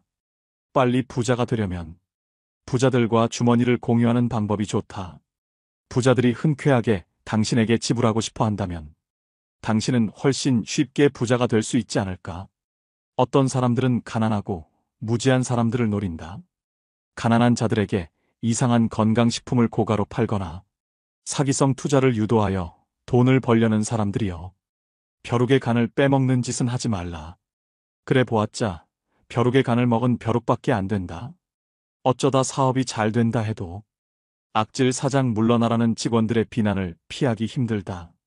부자들과 주머니를 공유하고 싶다면 그들의 마음을 알아야 한다. 부자들이 원하는 것은 무엇일까? 가난한 동네에서는 땅 모양이나 전망 일조권이 문제가 되지 않는다. 먹고 살기 바쁜데 가격이 싸고 방을 많이 만들 수 있다면 최고다. 부자 동네에서는 얼마나 집의 모양이 잘 나오고 이웃에는 누가 살고 있으며 햇볕이 잘 들고 전방이 좋은지 등이 중요시된다. 같은 크기의 대형 아파트라고 할지라도 작은 평형이 섞여 있으면 가격이 낮게 형성된다. 그저 강이 보인다는 이유 하나만으로도 몇억 원을 더 지불하는 사람들이 부자들이다. 이처럼 실용성이 아닌 다른 요소들이 가격을 결정한다. 한때 일본 자동차들은 고급차로서의 이미지가 없었다. 약 15년 전 토요타 자동차의 회장은 젊은 엔지니어 10명을 뽑아서 특명을 내린다. 앞으로 1년간 미국에 가서 놀아라. 회사에서 준비한 호텔은 보통의 일본인들은 꿈도 꾸지 못할 최고급이었고 음식이나 자동차도 최고급이었다. 그들이 1년을 호합한 생활을 하며 놀고 오자 회장이 말했다. 이제 백만장자가 어떻게 사는지 알았는가? 그 백만장자들이 타고 싶어할 차를 만들어라. 이렇게 해서 등장한 렉서스는 미국의 고급차 시장에서 데이트를 친다. 부자들이 원하는 것을 알아라. 당신이 부자가 아니라면 부자들은 당신이 먹어본 음식, 당신이 받아온 서비스와 당신이 느끼는 기분, 그 이상을 이미 경험한 사람들이다. 당신에게 괜찮아 보이는 수준 정도라면 그들이 지갑을 열 까닭이 없다. 목돈 빌려줄 땐 친구라도 냉철하게. 나는 내게 무엇인가 팔러 오는 친구들에게 물건을 산 적이 거의 없다. 친구를 돕는다고 내게 필요 없는 물건을 사게 되면 그 물건을 볼 때마다 속상해진다. 내게 필요한 물건일지라도 다른 곳에서 더 싸게 살 수 있는 물건을 친구를 돕는다는 미명하에 구입하게 되면 그 친구는 자신이 경쟁력이 없음을 계속 인식하지 못할 것이고 나는 현명하지 못한 구매를 한 것이 되고 만다. 내가 택한 대안은 형편이 어려운 친구에게 물건 판매 수당 이상의 현금을 주는 것이었는데 보통 100만 원이었다. 조건은 나중에 돈을 벌면 다른 어려운 친구를 도우라는 것이다. 대신 나는 밥 한 끼도 사주지 않는다. 문제는 목돈을 빌려달라는 경우다. 친구와는 돈 거래를 하지 말라고 하지만 살다 보면 돈 거래가 없을 수 없다. 20대의 돈 거래는 액수는 작으나 친구를 가려내는 시금석이 되기에 나는 권장한다. 20대의 친구에게 몇십만 원을 잃었다면 40대에 몇천만 원을 잃을 뻔한 것을 액땜한 것이다. 나는 처음에 동창들에게 그냥 빌려주었으나 도망가는 친구가 생기면서 생각이 바뀌었다. 우선은 재산 상태와 수입 및 부채 현황, 상환 계획을 상세히 적으라고 한다. 지갑 속에 신용카드가 많거나 카드 사용 내역에서 소비성 지출이 많으면 반드시 담보를 요구한다. 사업가 친구인 경우에는 회사의 격리 자료들을 세무조사하듯이 본다. 경영에 약간의 문제라도 보이면 담보를 받는다. 새로 사업을 하는 친구인 경우에는 그의 성격을 생각한다. 사채놀이는 안 하지만 은행이자 수준은 요구하며 그 이자로 같이 한잔하기도 한다. 그 어떤 친구가 부탁을 해도 보증은 함부로 서지 말고 아무리 이자가 많아도 가진 재산의 상당액을 어느 한 친구에게 몰아서 빌려주지는 말라. 그 친구 때문에 당신 가족이 눈물을 흘리게 될 수도 있다. 전문직에 종사하는 친구들이 목돈을 빌려달라는 경우는 조심하라. 그들이 갑자기 떼돈을 벌어 목돈을 갚을 수 있게 될 확률은 낮다. 부득불 큰 돈을 빌려줄 경우에는 부동산 담보를 받아라.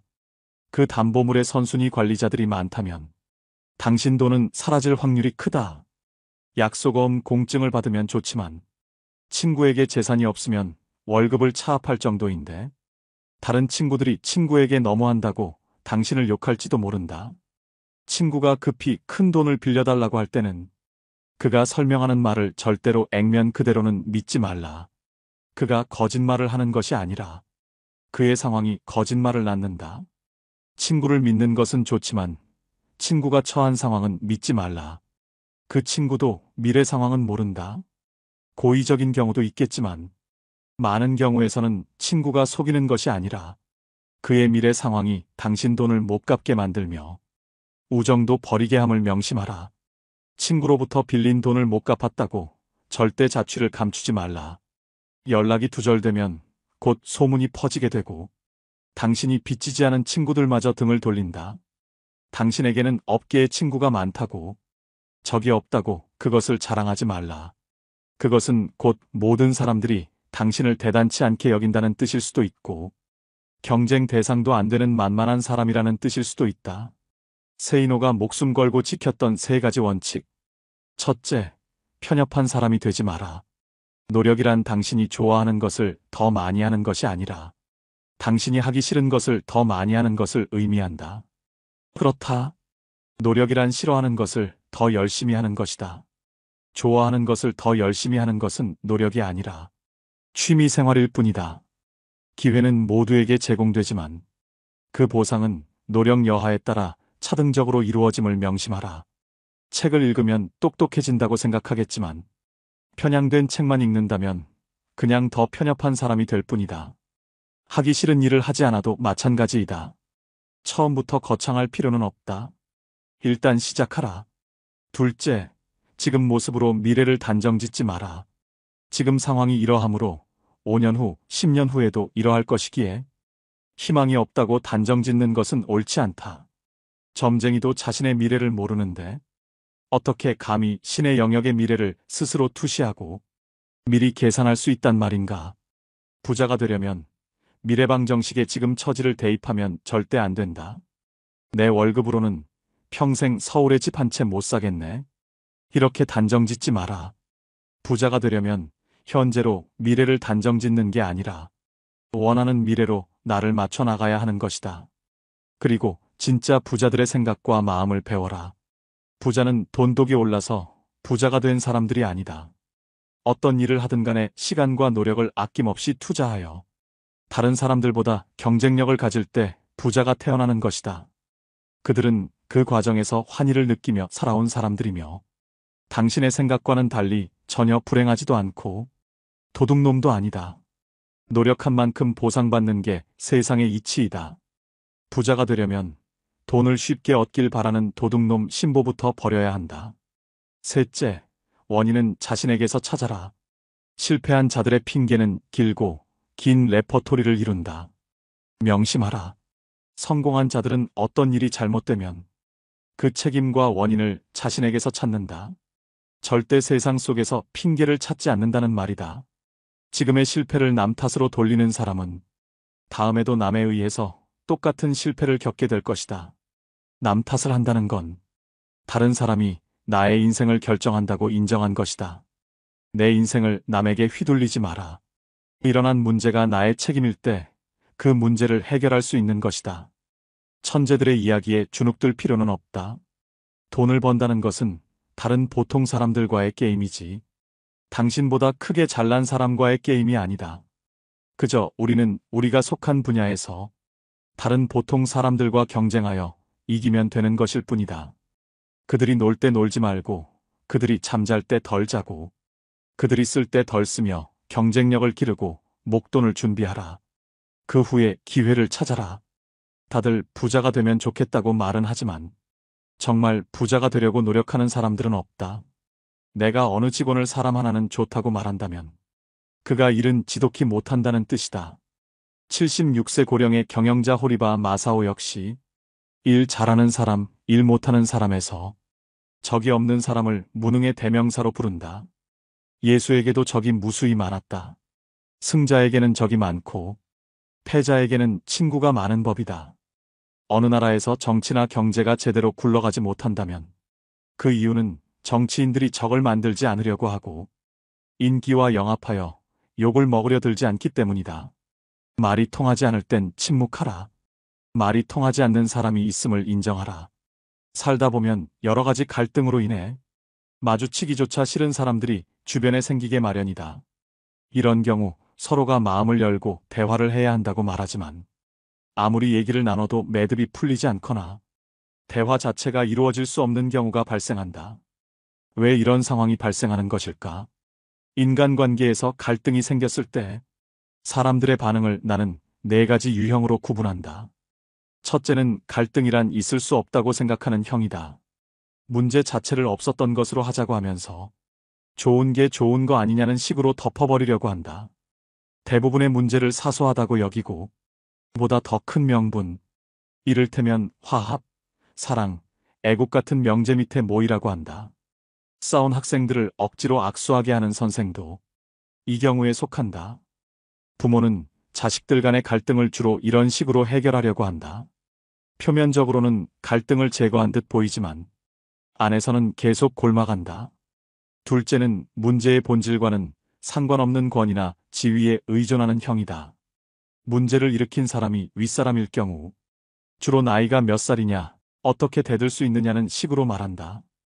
아랫사람이 잘못을 저질러 윗사람에게 야단을 맞았을 때 어떻게 그렇게 비인간적으로 야단칠 수 있느냐는 식으로 윗사람을 오히려 비난하는 경우 역시 이 부류에 속한다. 여자와 싸우다가 여자가 왜 그래라며 윽박지르는 남자들도 이 부류이다. 셋째는 다른 사람들에게 호소하는 형이다. 이런 사람들은 평상시에는 당사자에게 태연하게 행동하면서도 다른 사람들에게 자기 하소연을 늘어놓는데 오해와 과장 축소나 은폐, 모함이 따른다. 그러나 나중에 무슨 말을 했었는지도 제대로 기억을 못하거나 딱 잡아뗀다. 당사자와 직접 이야기하는 경우는 드물며 오해가 풀어져도 사과하거나 반성하지 않는다. 다중인격적인 면모를 갖고 있으며 가장 멀리해야 할 대상에 속한다. 넷째는 책임을 밝히려고 하는 형이다. 보통 사람들은 입으로 직접 거론하기 힘들어하는 것들도 거침없이 끄집어내어 밝히고자 한다. 연장자들을 당황하게 만들며 상대방에게 서운한 혹은 괘씸함을 안겨주기도 한다. 자기 주관에 따른 이분법적 사고가 강하다. 자식에게 우리 대화하자고 해놓고 자식이 무슨 말을 하면 오히려 야단을 치고 그래서 자식이 침묵하면 이제는 말을 안 한다고 야단치는 부모도 이 유형에 속한다. 이러한 유형들은 누구에게나 조금씩 섞여 있으나 갈등이 발생하게 되면 어느 한 유형이 집중적으로 표출된다. 갈등에 대한 유형들이 서로 다를 경우에는 어느 한쪽이 백기를 들어야 화해가 이루어지지만 표면적인 것에 불과하다. 누군가와 갈등이 있다면 자신과 상대방의 논리 유형을 파악하라. 서로 다른 유형이라면 차라리 더 이상 만나지 말거나 그것이 어려우면 침묵하는 것이 서로를 위해 좋다. 당신에게는 당연한 말이 상대에게는 전혀 그렇지 않기 때문이다. 말이 통하지 않는 사람이 있음을 인정하며 살자는 말이다. 세이노의 성공담. 이생망이라는 단어가 있다. 이번 생은 망했다라는 뜻이다. 정말 그럴까? 노후력은 정말 개소리일까? 중산층 이하의 가정에서의 자녀들이 자신들의 처지를 부잣집 자녀들과 비교하면 그럴 수 있다. 가난한 집 자녀들의 경우에는 더더욱 그럴 수 있다. 그런데 잠깐만. 어느 시대이건 빈민층과 서민층, 부유층은 동시에 존재하여 왔다. 그리고 가난한 자도 부자도 계속 새로 생겨났다. 졸부 흉내내지 말고 먼저 목돈부터 모아라. 그리고 지식을 배양하라. 동아일보 지면에 세이노의 부자 아빠 만들기 칼럼을 연재하고 있는 세이노 씨는 그 자신을 학력도 남다르지 않고 머리도 좋지 않은 아주 평범한 사람이라고 말한다. 그래도 엄청난 부자가 되었다. 그는 돈을 버는데 굳이 똑똑한 사람들과 경쟁할 필요가 없다며 아주 평범한 사람들보다 약간 생각만 달리하면 큰 부자가 될 수 있다고 말한다.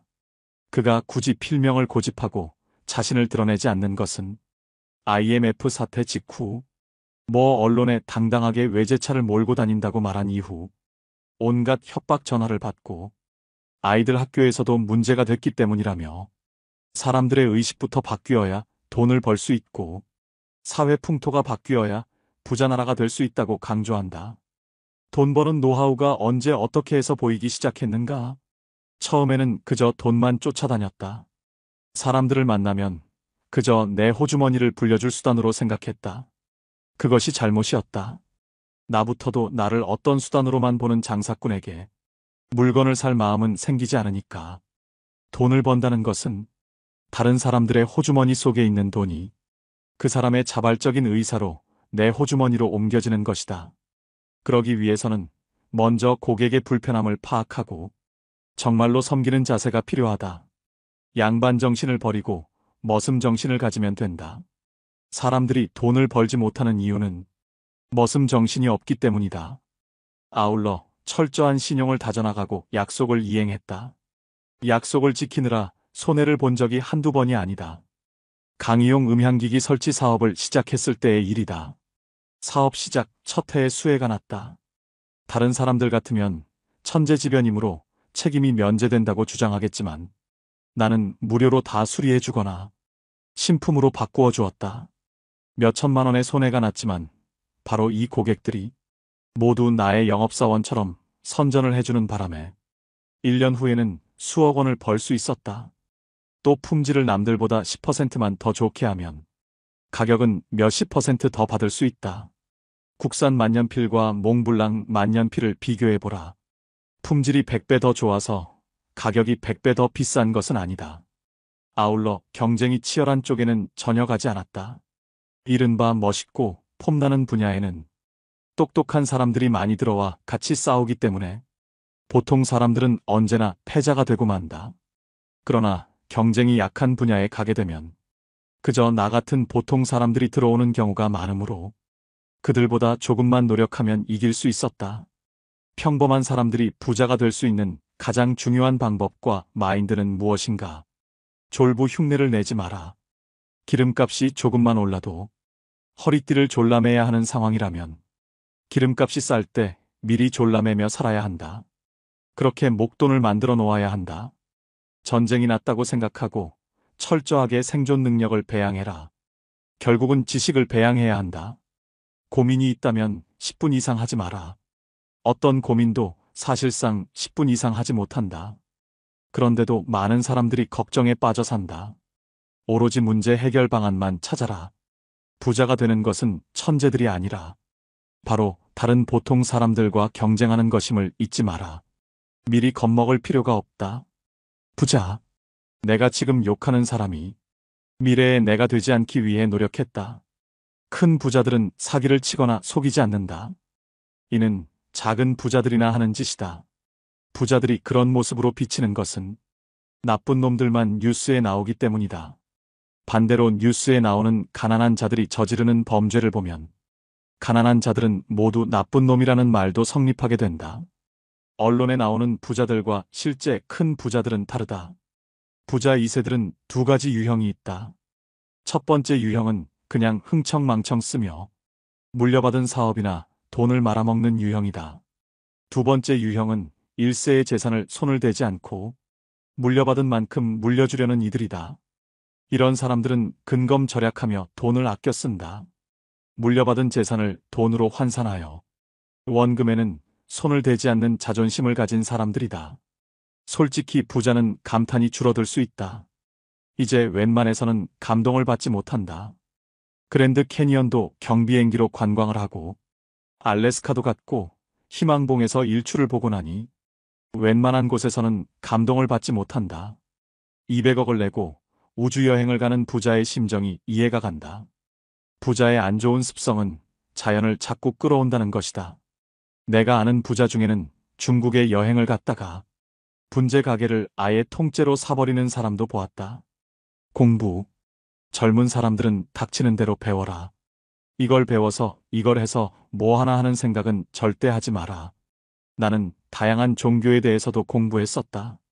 신문도 마찬가지지만 다양성을 바탕으로 균형 잡힌 시각을 얻기 위해서 노력하라. 내가 40이 돼서 제일 감사한 것 중에 하나가 미운 사람이 하나도 없는 거예요. 그리고 미운 사람이 없다 보니까 마음에 평화를 많이 찾게 되더라고요. 근데 문제는 마음에 안 드는 놈들은 너무 많아. 근데 여러분들 인생 살면서 모든 사람들이 마음에 들 수 있을까요? 그건 불가능해요. 왜 불가능하냐면은 보수가 있고 진보가 있고 또 정치에 관심이 있는 사람이 있고 정치에 관심이 없는 사람이 있고 환경에 관심이 있는 사람이 있고 인권에 관심이 있는 사람이 다 달라. 다 달랐는데 어떻게 나하고 생각이 다르다고 미워할 필요까지 있느냐 이거예요. 그냥 네모난 놈은 네모난 대로, 세모나면 세모난 대로, 동그라면 동그란 대로 인정해 주면 돼요. 그리고 제가 40이 들어서 제일 감사한 것 중에 하나가 30대 때는 일일이 막 지적해주고 가르쳐야지 속이 편했는데 40대는 안 그래요. 왜 안 그러느냐면 귀찮아. 그런 거를 일일이 다 신경 쓴다는 것 자체가 귀찮아요. 그런 것까지 신경 쓰고 살 필요가 없는데 뭐하러 그렇게 그 세세한 것까지 관심을 갖고 사느냐 이거예요. 어제는 이제 수원 우리 내 두 번째 멘토 신부 성당에 가서 강의를 하게 됐는데 오늘 평화방송 한다고 좀 이렇게 마사지를 받으려고 그랬는데 마사지 예약한 사람이 까먹고 집에 휴가를 가버렸다고 그러더라고요. 그래갖고 이제 직원을 바깥에서 내 운전하는 직원을 한 30분 정도 기다리는데 그 성균관대학 수원에 성균관대학이 있는 데인데 그 수많은 젊은 여대생들이 확 지나가더라고요. 그런데 참 슬픈 건지 좋은 건지 모르겠는데 지나만 가지 얼굴이 안 보여. 눈이 이게 침침해갖고요. 이쁜 여자가 안 보여. 이쁜 여자가. 그것도 한편으로는 참 좋다 그런 생각도 들더라고요. 근데 이제 30분을 내가 길에서 기다리다가 직원이 뭐 때문에 잘못돼갖고 늦게 도착을 했는데 내가 딱 탔는데 우리 직원이 그러는 거예요. 지금 왜 신경질을 안 부리세요? 그러더라고요. 근데 부리고는 싶은데 기운이 없어. 신경질 부릴 기운이 없어. 그래서 나이를 먹는 게 좋은 면도 있구나. 사소한 것에 신경이 점점 멀어지는 참 좋은 것도 있구나 이런 생각이 들어요. 제가 늘 강의 때 말씀드리지만은 우리가 모든 사람 사랑하기 쉽지 않아요. 근데 문제는 동그란 사람들이야. 마음이 예쁜 사람들은 모든 사람 사랑하려고 그래요. 난 그 사람들이 제일 짜증나는 사람들이에요. 모두 사랑하려고 덤비는 사람들. 예수님은 모두 사랑하라고 그런 적이 없어요. 서로 사랑하라고 그랬죠. 근데 모두 사랑하라고 그랬어요. 여러분도 오늘 이후부터 서로 사랑하세요. 우리 인생에는 궁합이 맞는 사람이 있어요. 이거 아주 중요합니다. 나하고 궁합이 맞는 사람이 있어요. 저는 내 인생에 참 궁합 맞는 사람들이 많은 편인데 내 인생 가장 궁합 잘 맞았던 분은 2012년에 돌아가신 87세에 돌아가신 김창린 필립보 신부님이 나하고 궁합이 제일 잘 맞았던 신부님이에요. 이 신부님은 참 원칙적인 분이세요.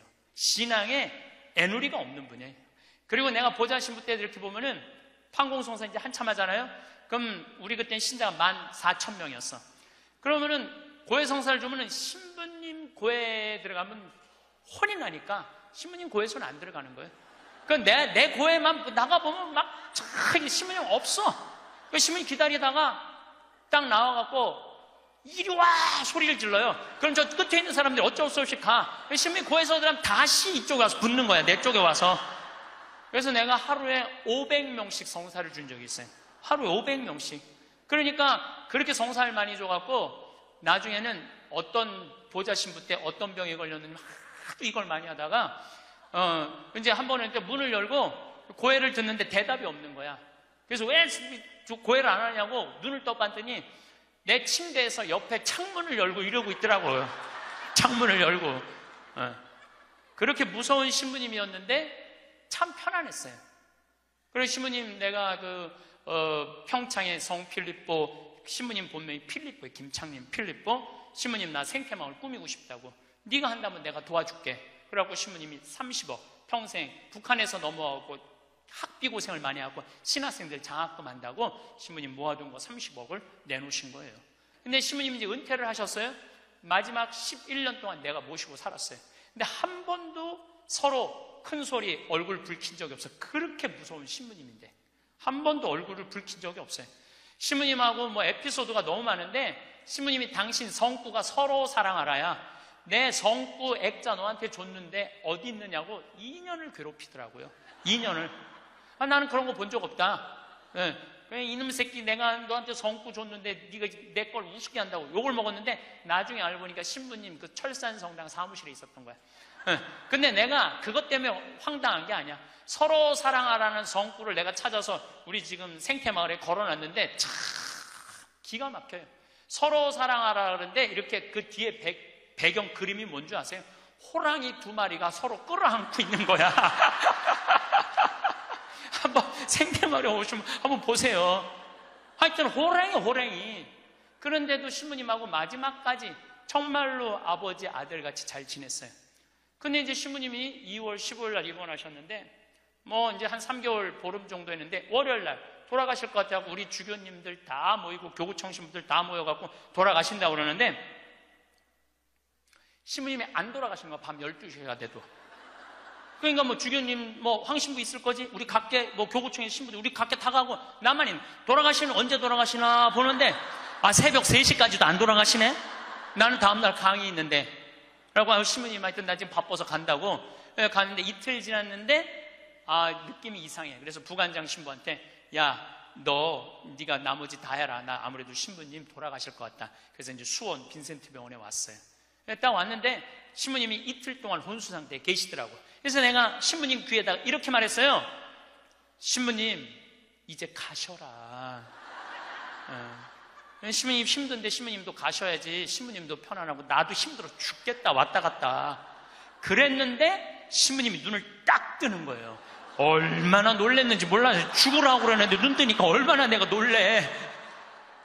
그랬더니 그 신부님 모시는 자매가 그러더라고요. 부부가 저거 보라고 이틀 동안 그렇게 많은 신부님들이 그렇게 많은 그 은인들이 지인들이 와서 신부님 눈 뜨라고 그래도 눈 한 번 안 뜨더니 저 사랑하는 신부가 와서 신부님 이제 가시라고 그러니까 눈 뜨는 거 보라고 신부님 매일 저를 위한 미사를 하셨거든요. 매일매일.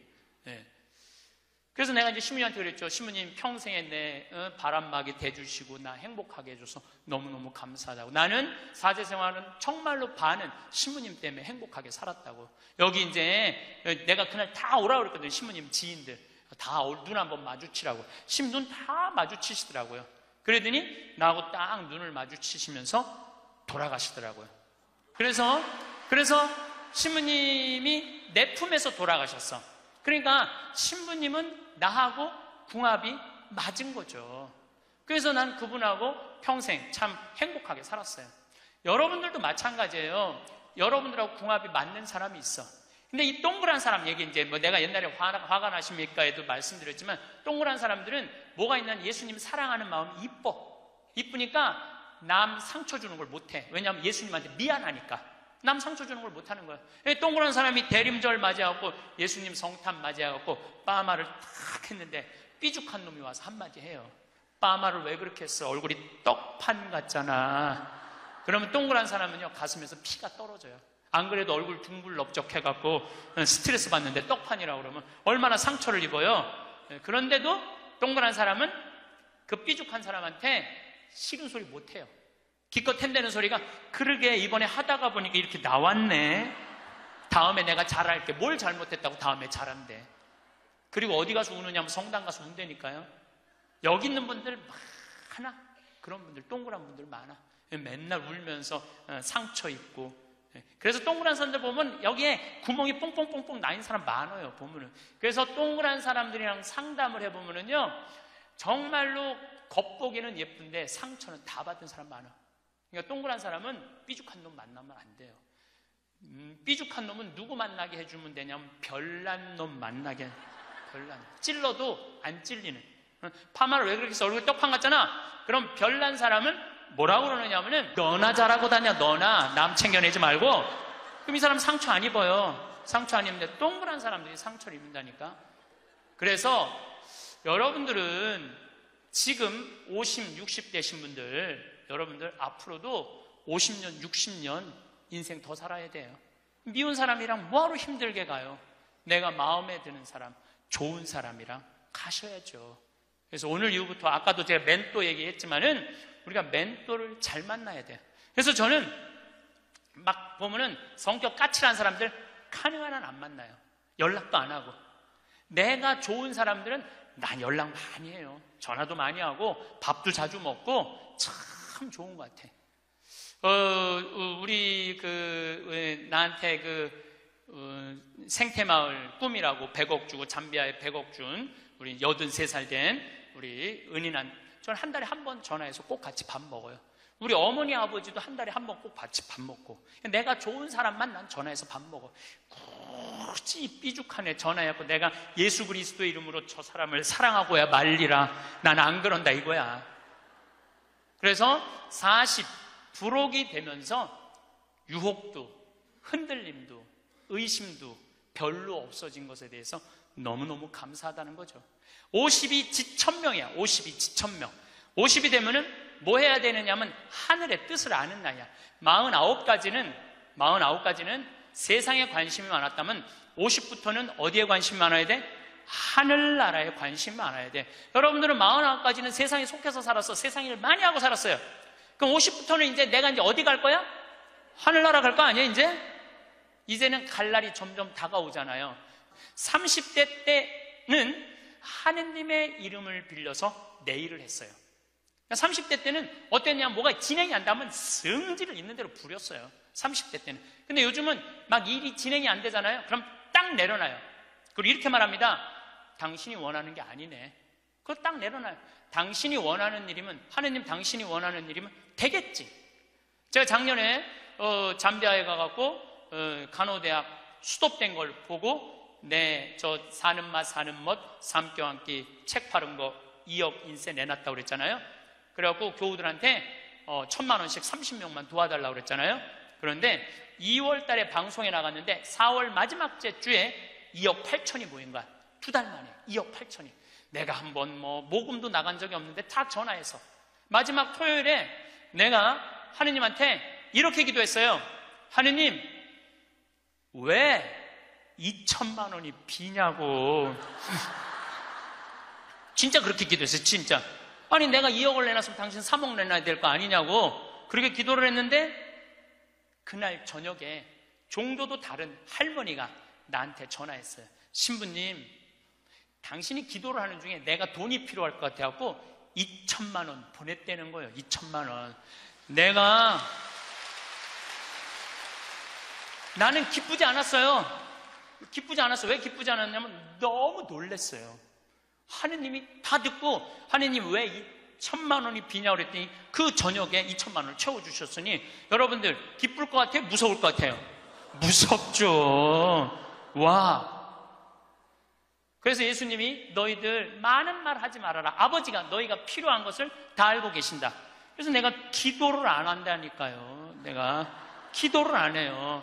내가 잠비아에 농업대학 세울까? 그랬더니 100억 갖다 줬잖아요. 그래갖고 농업대학 부지가 필요한데 그랬더니 1,000만 평 대통령이 줬잖아요.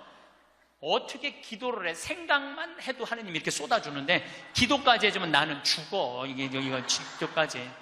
근데 나는 어떤 믿음이 있느냐 하면 지천명 하늘의 뜻을 알아요. 하느님이 원하는 일이면 된다. 네.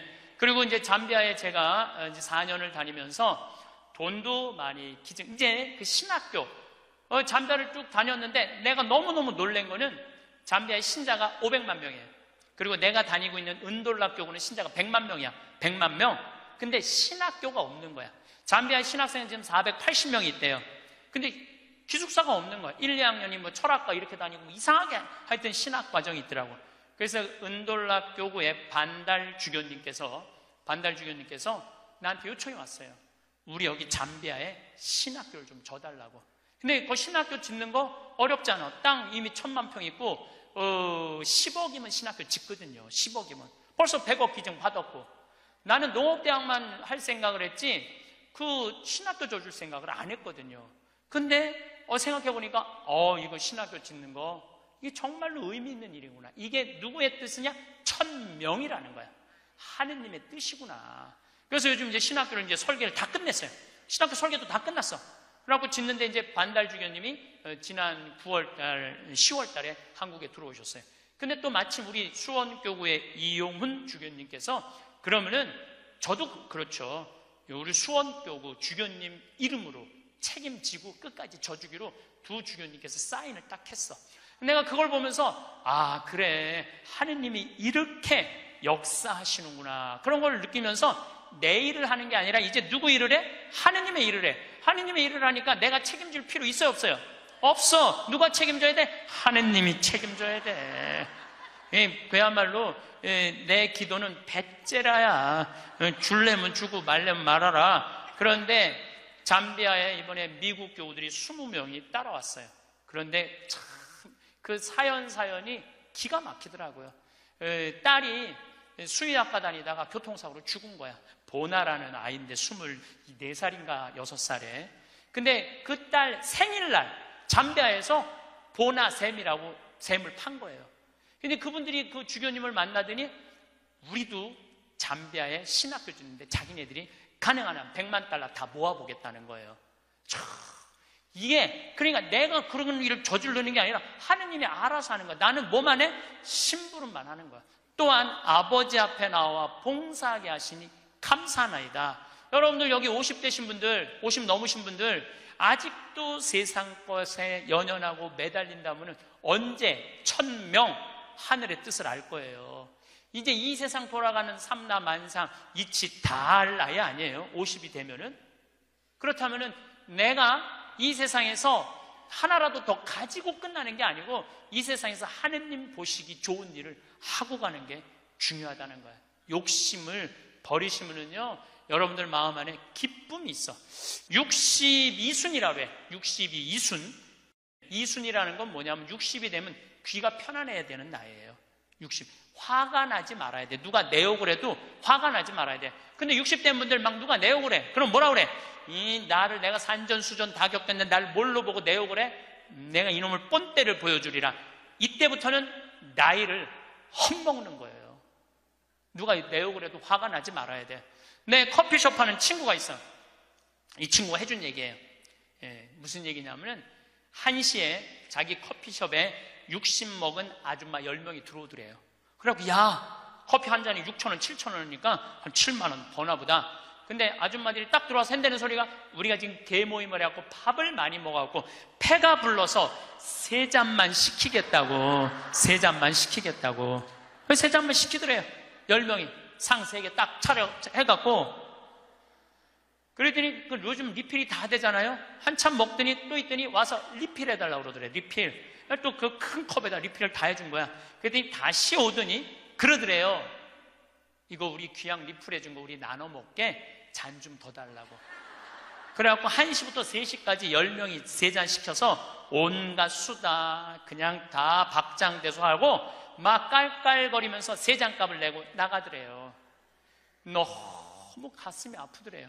왜냐하면은 전기세도 있고 자리세도 있고 월세도 내야 되는데 저 아줌마들 10명이 들어와서 3잔만 시켜서 먹고 나가 얼마나 가슴이 아픈지 몰라요. 여러분들 돈이 없으면은 막심 골드 그 150원이야. 스틱 커피 그거 10개 사면 1,500원이야. 그럼 보온병 사다가 종이컵 사다가 종이컵은 안 되지만은 그냥 그 앞에 공원이거든. 그거 먹으면 되지. 왜 그 남의 상처를 이걸 뭐라고 하냐면은 나이값도 못한다고 그러는 거야. 늙으려면 어떻게 늙어? 곱게 늙어. 늙으려면 곱게 늙어야 돼. 나이를 먹으려면은 제대로 먹어야 된다는 거예요. 나는 그래서 우리 직원들 장 보러 나갈 때 절대 못 깎게 해요. 돈 못 깎게.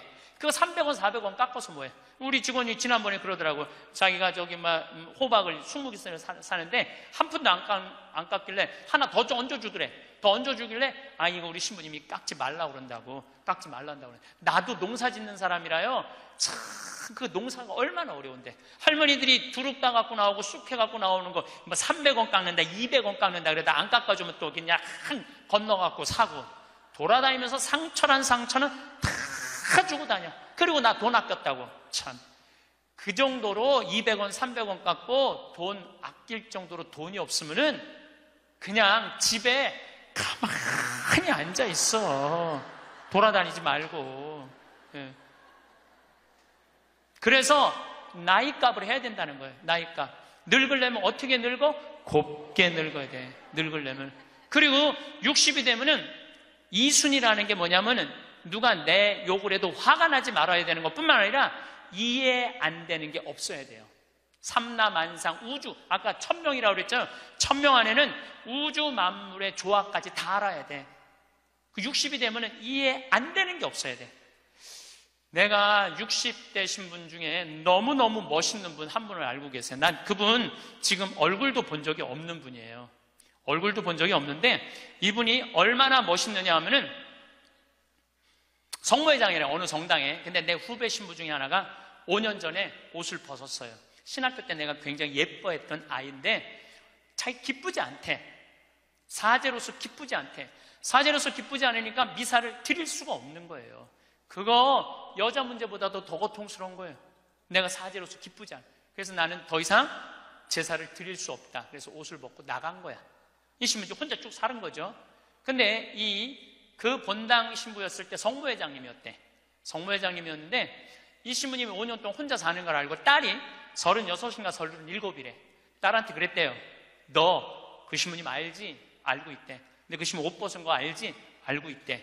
근데 너 지금 시집도 안 가고 혼자 사니 이렇게 허송세월 보내지 말고 신부님 외롭고 힘든데 너 신부님한테 시집이나 가서 밥도 해주고 빨래도 해주고 의지가지 하면 어떻겠느냐. 그 성모회장님이 남편도 설득했대. 당신 저 본당 신부님 있을 때 저런 사이 하나 있으면 좋겠다고 그러지 않았느냐고. 저 사이 사모면 되지 않겠느냐고. 남편도 설득하고 남편도 좋다고 그랬대. 그래갖고 이번 3월 신부님한테 찾아간 거야. 내 딸 줄 테니까 신부님 혼자 외롭게 살지 말고 내 딸 이제 데리고 같이 살았으면 좋겠다고. 그래서 이번 3월 달에 결혼을 시킨 거야. 60이 되려면 그 정도는 돼야지. 60이 되려면 그 정도는 돼야지. 신부님도 옷 벗고 나가면 내가 저 신부님 더럽다고, 저 신부님 저럴 수 있느냐고, 내가 그렇게 안 봤는데 욕이나 하고 돌이나 던지고, 그건 나이를 헛먹는 거예요. 그 신부는 얼마나 힘들었겠어, 인생 살면서. 자기 맞지도 않는 옷 입고 이러지도 못하고 저러지도 못하고 부모님 상처 줄까봐 옷도 못 벗고 얼마나 힘들겠어. 그 정도 이해는 돼야지. 60이 돼갖고 옷 벗고 나가면 나는 이해가 안 되네. 저 신부님 왜 옷을 벗고 나갔을까. 그래서 60이라는 건요 정말 아름답기 시작한 나이예요. 저는 60된 여자친구들이 많아요. 진짜로. 근데 60된 분들하고 이렇게 대하면 참 편안해요. 30대, 40대 이 여자들은 불편해. 불편해. 근데 60만 되면은 아주 편안해. 그리고 60이라고 얼굴이 못생긴 것도 아니야. 이뻐 다. 60은 내가 보기에는 아름답기 시작한 나이에요. 아름다운 모습으로 나이를 들어가는 것. 누가 뭐라 그래도 받아들이고 포용할 수 있는 따뜻한 나이가 저는 60이 아닌가 싶어요. 70이 종심소욕 불육이라고 그래요. 뭐라고 하면 70이면 마음을 따른, 욕구가 일어나는 마음을 따라도 법에 어긋남이 없는 나이야. 그러니까 내가 한 70 넘은 분이 내가 욕심껏 행동을 해도 그게 법에 어긋나지 말아야 돼. 다시 말해서 좀 쉽게 얘기하면 우리 천주교 교우들 알아듣기 쉽게 말하면 70에 내가 하는 행동이 하느님이 하는 행동하고 똑같아야 돼. 70은. 근데 70된 할머니들 막 잔치집에 갔는데 그냥 부친 게 맛있다고 꼬쟁이에 그 집에 뭐 부친 게 남든 뭐 모자라든 상관하지 않고 꼬쟁이에 싸갖고 막 그게 이제 늙으려면 곱게 늙으려는 거예요. 그러면 안 된다는 거예요. 70. 불류구라는 게 뭐냐면 자야, 자. 예. 자가 넘침이 없는 거. 우리 요셉 성인을 의인이라고 그러죠? 왜 의인이라고 그러는지 아세요? 목수들은 자가 생명이에요.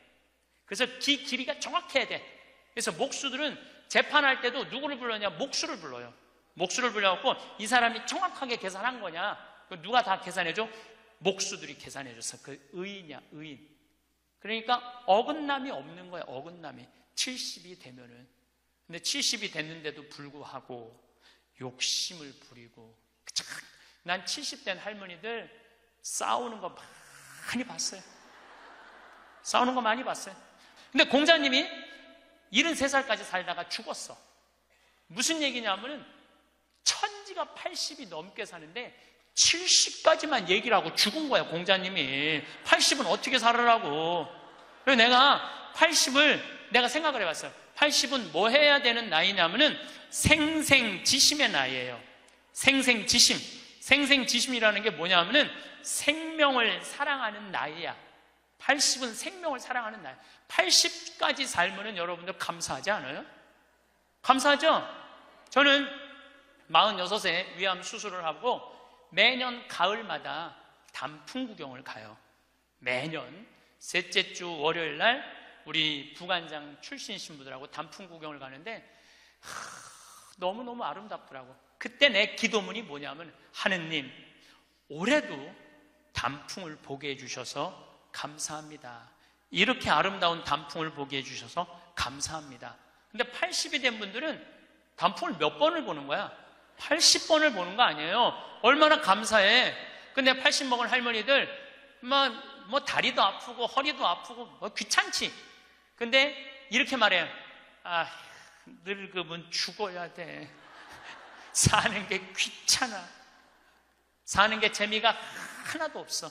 내가 인생 살아보니까 믿을 놈 한 놈도 없어. 머리 검은 짐승한테는 잘해주는 게 아니야. 80 먹은 할머니가 이렇게 부정적인 얘기를 하면은요, 이 할머니는 인생을 실패한 할머니예요. 실패한 거 아니에요? 생명을 사랑하는 나이에 오늘도 이렇게 하루를 나한테 선물로 주신 하느님한테 감사하다고. 진달래를 보면 이번에도 한 번 더 이 아름다운 진달래를 보게 해주셔서 감사하다고. 단풍을 보면 이 아름다운 단풍을 한 번 더 보게 해주셔서 감사하다고. 살아있음에 대해서 감사하고.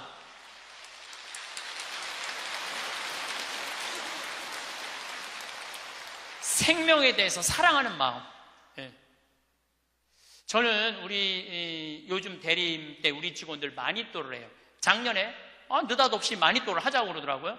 그래서 이제 쭉 뽑았어. 우리 직원이 40명인데 나는 이제 60 먹은 형제가 뽑혔어요. 근데 한 달 동안 그 형제만을 위해서 기도한다는 게 좀 그렇더라고요. 왜냐하면 내가 40명의 목자인데. 그래서 내가 매일 한 명씩 이름을 부어서 묵주기도 5단을 해줬어요. 나는 어떤 신념이 있느냐면 하루에 묵주기도 기도 5단 이상 하면 안 된다는 신념이 있어요. 5단도 힘들어 죽겠는데 막 20단, 30단 하는 사람들 보면은 놀라워. 뭐 한다고 20단, 30단씩이나 해. 하루에 5단 이상 하면 안 된다는 신념이 있어요. 그런데 날짜는 30일인데 직원은 40명이잖아요. 그러니까 5단은 무조건 선물로 줘야 될 거 아니야. 하루에 10단을 하게 되더라고요. 그런데 하루가 너무 충만한 거야. 막 10단을 하니까 더 충만한 거야. 이거 봐라. 이 남을 위해서 기도하는 게 참 좋으네. 너무 좋더라고, 기도하는 게. 근데 다 못했어요. 신부님 미운 사람 없어요? 여러분들, 내 가슴이 얼마나 넓다고 미운 놈까지 다 고이 간직해야 돼? 그렇지 않아요? 여러분들, 미운 사람 꼭 가슴에 간직해야 돼요? 미운 사람 빨리 빼버리세요. 그리고 어떤 사람만 간직하면 돼? 좋은 사람, 소중한 사람만 하면은 그러게도 우리 인생은 벅차요. 내가 6.25 전쟁 똥구멍이 찢어지게 가난할 때 그때 내 돈 떼어먹고 도망간 놈, 내 상처 준 놈 그냥 기억할 필요가 뭐가 있냐 이거예요. 80이 돼서 이제까지 큰 사고 없이 6.25 넘어오고 그 힘든 거 다 넘어와서 지금 살면은 오늘 하루 밥 세 끼 먹으면 감사하면 돼요. 그래서 80 되신 분들은 입에서 뭐가 나와야 돼? 감사가 나와야 돼. 제가 자신 껴안기라는 주제로 이야기를 이제까지 했습니다. 여러분들 나 자신을 껴안을 줄 알아야지, 나 자신을 껴안을 줄 알아야지 잘 살아요. 잘 살아야지 잘 죽을 수가 있어요. 그래서 15에 지우학하고 30에 립하고 40에 부록하고 50에 지천명하고 60에 이순하고 70에 불류구하고 80에 생생지심의 단계에 내가 갔는가? 이걸 물어보자는 거예요. 나는 지금 어떤 단계인가? 나는 뜻도 안 세운 거 아닌가? 뜻도 안 세우고 공부도 안 하고 또 내가 섰다면은 어떻게 살아가야 될 것인가? 쓴 사람으로서. 그 나는 정말로 욕심 없이 유혹받지 않고 악의 유혹을 받지 않고 정직하게 살아갈. 그리고 하늘의 뜻은 내가 알고 있는가? 하늘의 뜻은. 그리고 마음이 평화롭게 이순하고 있는가? 내가 하는 행동이 하느님이 하는 행동하고 똑같은가? 그리고 생명을 사랑하는 나인가? 그걸 알아야 돼. 그러면은 그런 정도의 사람이 되려고 그러면 공부해야 돼. 신부님, 저는요, 신학교 공부했죠? 환경공학 공부했죠? 그 다음에 글 공부했어요. 그래서 저는 한국문인 회원이고 국제 팬클럽 회원이에요. 물론 우리 가톨릭 문인 회원이에요. 그래서 글 쓰는 공부 많이 했어요. 제가 잘났다는 게 아니고 끊임없이 공부하는 걸 게을리하면 안 돼요. 신부님은 팔자가 좋아갖고 대학 다니고 싶으면 대학 다니고 대학원 다니고 싶으면 대학 다니고 그 다음에 무슨 교수한테 글 배우고 싶으면 글 배우고. 신부님 팔자가 좋죠. 여러분들, 내가 팔자가 좋은 게 아니에요. 여러분들도 얼마든지 배울 수가 있어. 내가 지금 왜 이 핸드폰을 들고 왔다 갔다 하느냐면은 여기에 대학이 들어있어요. 여기 유튜브를 통해서 모든 교수들 강의를 다 들을 수 있어요. 주옥 같은 강의가 다 들어있어요. 역사를 배우고 싶으면 역사를 치면 나오고, 철학을 배우고 싶으면 철학을 나오고, 성서를 치면 성서가 나오고, 그냥 너무너무 많아. 여기 휴대폰에 이거 맨날 메시지하고 전화 받는 걸로 하지 말고, 신부님 이거 어떻게 찾아요? 손자들한테 해달라고 그래. 손자들한테 이렇게 얘기하세요. 그게 손자들 교육이에요. 얘야, 나 소크라테스 변론이라는 거 듣고 싶은데, 변론이라는 걸 듣고 싶은데 이거 좀 내가 누르면 바로 나오게 해줘라. 그럼 걔 그거 찾아서 걔도 공부해. 맨날 게임만 하다가 할머니가 이거 좀 깔아달라고 그러면 걔 기가 막히게 깔아줘요. 누르면 나와. 누르면 막 결국은 내가 서야 돼. 내가 깨우쳐야 돼. 배우고 익히니 이 또한 기쁘지 아니한가? 라는 우리 공자님 말씀대로 저는 여러분들이 공부했으면 좋겠어요. 공부를 하면은요, 소크라테스 말처럼 지식은 덕으로 가고 덕은 곧 행복으로 이어진다는 거예요. 그래서 우리 교우들 열심히 공부하셔서 조금 더 성숙한 사람으로 변화돼 나갔으면 좋겠어요. 오늘은 나이 들수록 외모가 중요한 이유에 대해 말씀드리겠습니다. 외모 관리도 부지런히 하셔서 품격 있는 노후 생활을 영위하시길 바랍니다. 부티보다 귀티나게 외모에도 신경 쓰라. 외모도 중요하고 실력도 중요하다. 나는 도덕적 문제와 관련해서는 사람들의 말을 크게 믿지 않는다. 교통신호를 지켜야 한다고 말은 하지만 실제 생활에서는 그렇게 하지 않는 사람들이 많기 때문이다. 말과 행동의 이중성이다. 이러한 이중성이 나타나는 것 중에 하나가 외모는 중요하지 않으며 마음이 중요하다는 말이다. 말은 그렇게 하면서도 외모를 본다. 중국 당나라의 관리 선발 기준이었고 조선시대의 인재 판별 기준이라는 신원서판에서도 외모가 첫째 조건이었다. 정신의학에서는 사람을 한 가지 면으로 판단하면 미숙하다고 본다. 그러나 이 세상은 사람을 외모로 판단하는 미숙한 환자들로 가득함을 명심하라. 바비 인형처럼 속이 텅 비어 있어도 예쁘면 뜨게 되고 가상의 인터넷 캐릭터 아바타를 치장하느라 정신없는 것이 이 세상이다. 나처럼 내 멋대로 하고 다녀도 아쉬울 것 없는 사람이 아니라면 신경을 써라. 일본의 야마다 오사무 역시 사람을 간파하는 기술에서 사람은 외관이 중요하다고 외친다. 외모 콤플렉스가 심하면 성형수술이라도 하라. 올 2월 21일자 월스트리트 저널에서 한국 여성들의 성형수술 풍조를 조롱하였다고 분개하는가. 웃긴 기사이다. 미국은 훨씬 더하다. 1996년 미국 격주간지 포춘은 미국 남성들이 외모에 쓰는 비용만 연 12조 원이라고 했다. 미국 피츠버그 대학 조사에 의하면 키가 188cm 이상인 남자들은 183cm 미만인 남자들보다 12.4%더 많이 번다. 키높이 구두를 신어라. 94년 아메리칸 이코노믹 리뷰에 실린 연구조사에 따르면 능력이 같아도 잘생긴 사람은 못생긴 사람보다 임금을 10%더 받는다. 똑같은 죄인일지라도 미녀는 무죄를 받을 확률이 더 높다는 미국 자료도 있다. 정신병동 같은 이 세상에서 살고 있는 한 변신하라. 의사 전달 효과 역시 55%는 몸짓 표정과 시선에 의존하며 38%는 목소리 톤에 그리고 7%만이 발표 내용에 의존한다고 한다. 머리 손질과 의상, 말투로도 당신은 변할 수 있다. 이때 부티를 내지 말고 귀티가 나도록 하라. 졸부처럼 돈과 상표만 걸치지 말고 귀족적 세련됨을 갖추라. 그것은 온몸에서 퍼져나온다. 전화 음성이나 운전 습관, 의상 코디에서도 귀티가 나오게 하라. 그것이 진짜 매력이다. 외모가 주는 이점은 남들보다 앞선 출발선에 설 수 있다는 것이다. 물론 당신을 질주하게 하는 것은 궁극적으로 실력이다. 외모만 믿고 능력 개발을 등한시하면 생명이 결코 길지 않다. 외모에 자신이 전혀 없다고 그렇다고 좌절하지 말고 실력을 2배로 길러라. 이 세상은 당신이 넘어지면 잔인하게 짓밟고 지나가지만 당신의 일어서면 우러러 본다는 사실을 명심하라. 찰스 왕세자가 왜 젊고 아름다운 다이애나를 좋아했다가 턱주름 가득한 파커볼스를 사랑하는지도 한 번쯤 생각해보라. 빨리 부자가 되려면 부자들 마음을 읽어라. 부자가 원하는 것을 알아라. 부자가 된다는 것은 다른 사람들의 주머니에 있는 돈이 그들의 자발적 의사로 당신 주머니 속으로 들어와 쌓인다는 뜻이다.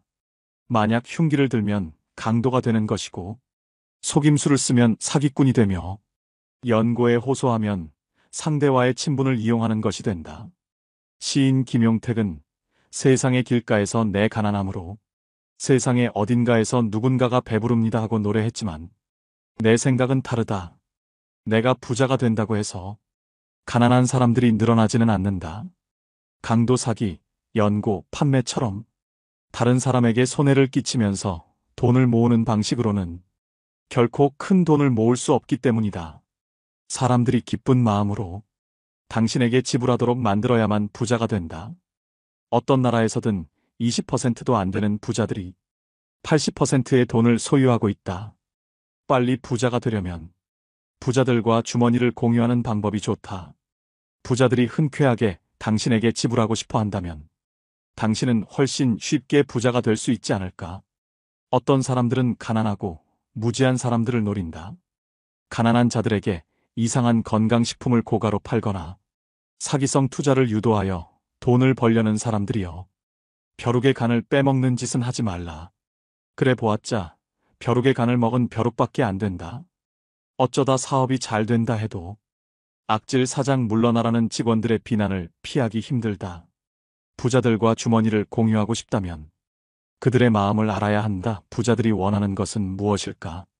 가난한 동네에서는 땅 모양이나 전망 일조권이 문제가 되지 않는다. 먹고 살기 바쁜데 가격이 싸고 방을 많이 만들 수 있다면 최고다.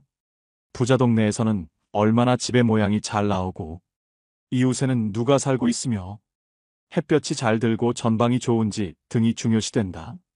같은 크기의 대형 아파트라고 할지라도 작은 평형이 섞여 있으면 가격이 낮게 형성된다.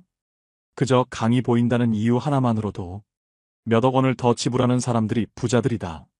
이처럼 실용성이 아닌 다른 요소들이 가격을 결정한다. 한때 일본 자동차들은 고급차로서의 이미지가 없었다. 약 15년 전 토요타 자동차의 회장은 젊은 엔지니어 10명을 뽑아서 특명을 내린다. 앞으로 1년간 미국에 가서 놀아라. 회사에서 준비한 호텔은 보통의 일본인들은 꿈도 꾸지 못할 최고급이었고 음식이나 자동차도 최고급이었다. 그들이 1년을 호합한 생활을 하며 놀고 오자 회장이 말했다. 이제 백만장자가 어떻게 사는지 알았는가? 그 백만장자들이 타고 싶어할 차를 만들어라. 이렇게 해서 등장한 렉서스는 미국의 고급차 시장에서 데이트를 친다. 부자들이 원하는 것을 알아라. 당신이 부자가 아니라면 부자들은 당신이 먹어본 음식, 당신이 받아온 서비스와 당신이 느끼는 기분, 그 이상을 이미 경험한 사람들이다. 당신에게 괜찮아 보이는 수준 정도라면 그들이 지갑을 열 까닭이 없다. 목돈 빌려줄 땐 친구라도 냉철하게.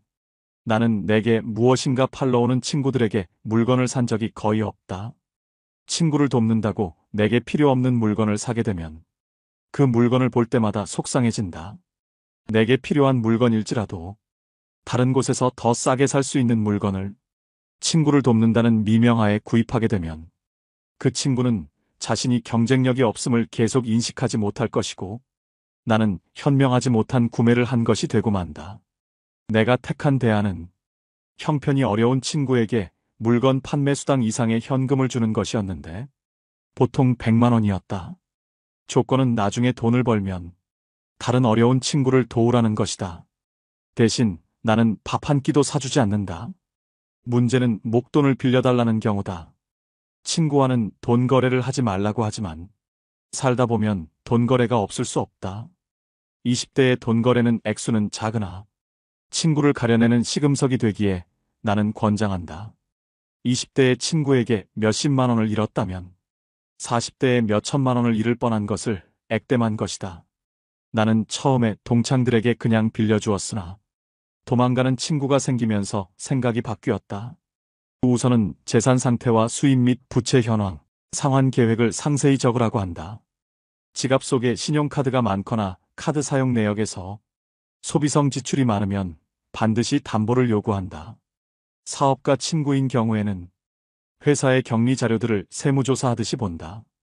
경영에 약간의 문제라도 보이면 담보를 받는다. 새로 사업을 하는 친구인 경우에는 그의 성격을 생각한다. 사채놀이는 안 하지만 은행이자 수준은 요구하며 그 이자로 같이 한잔하기도 한다.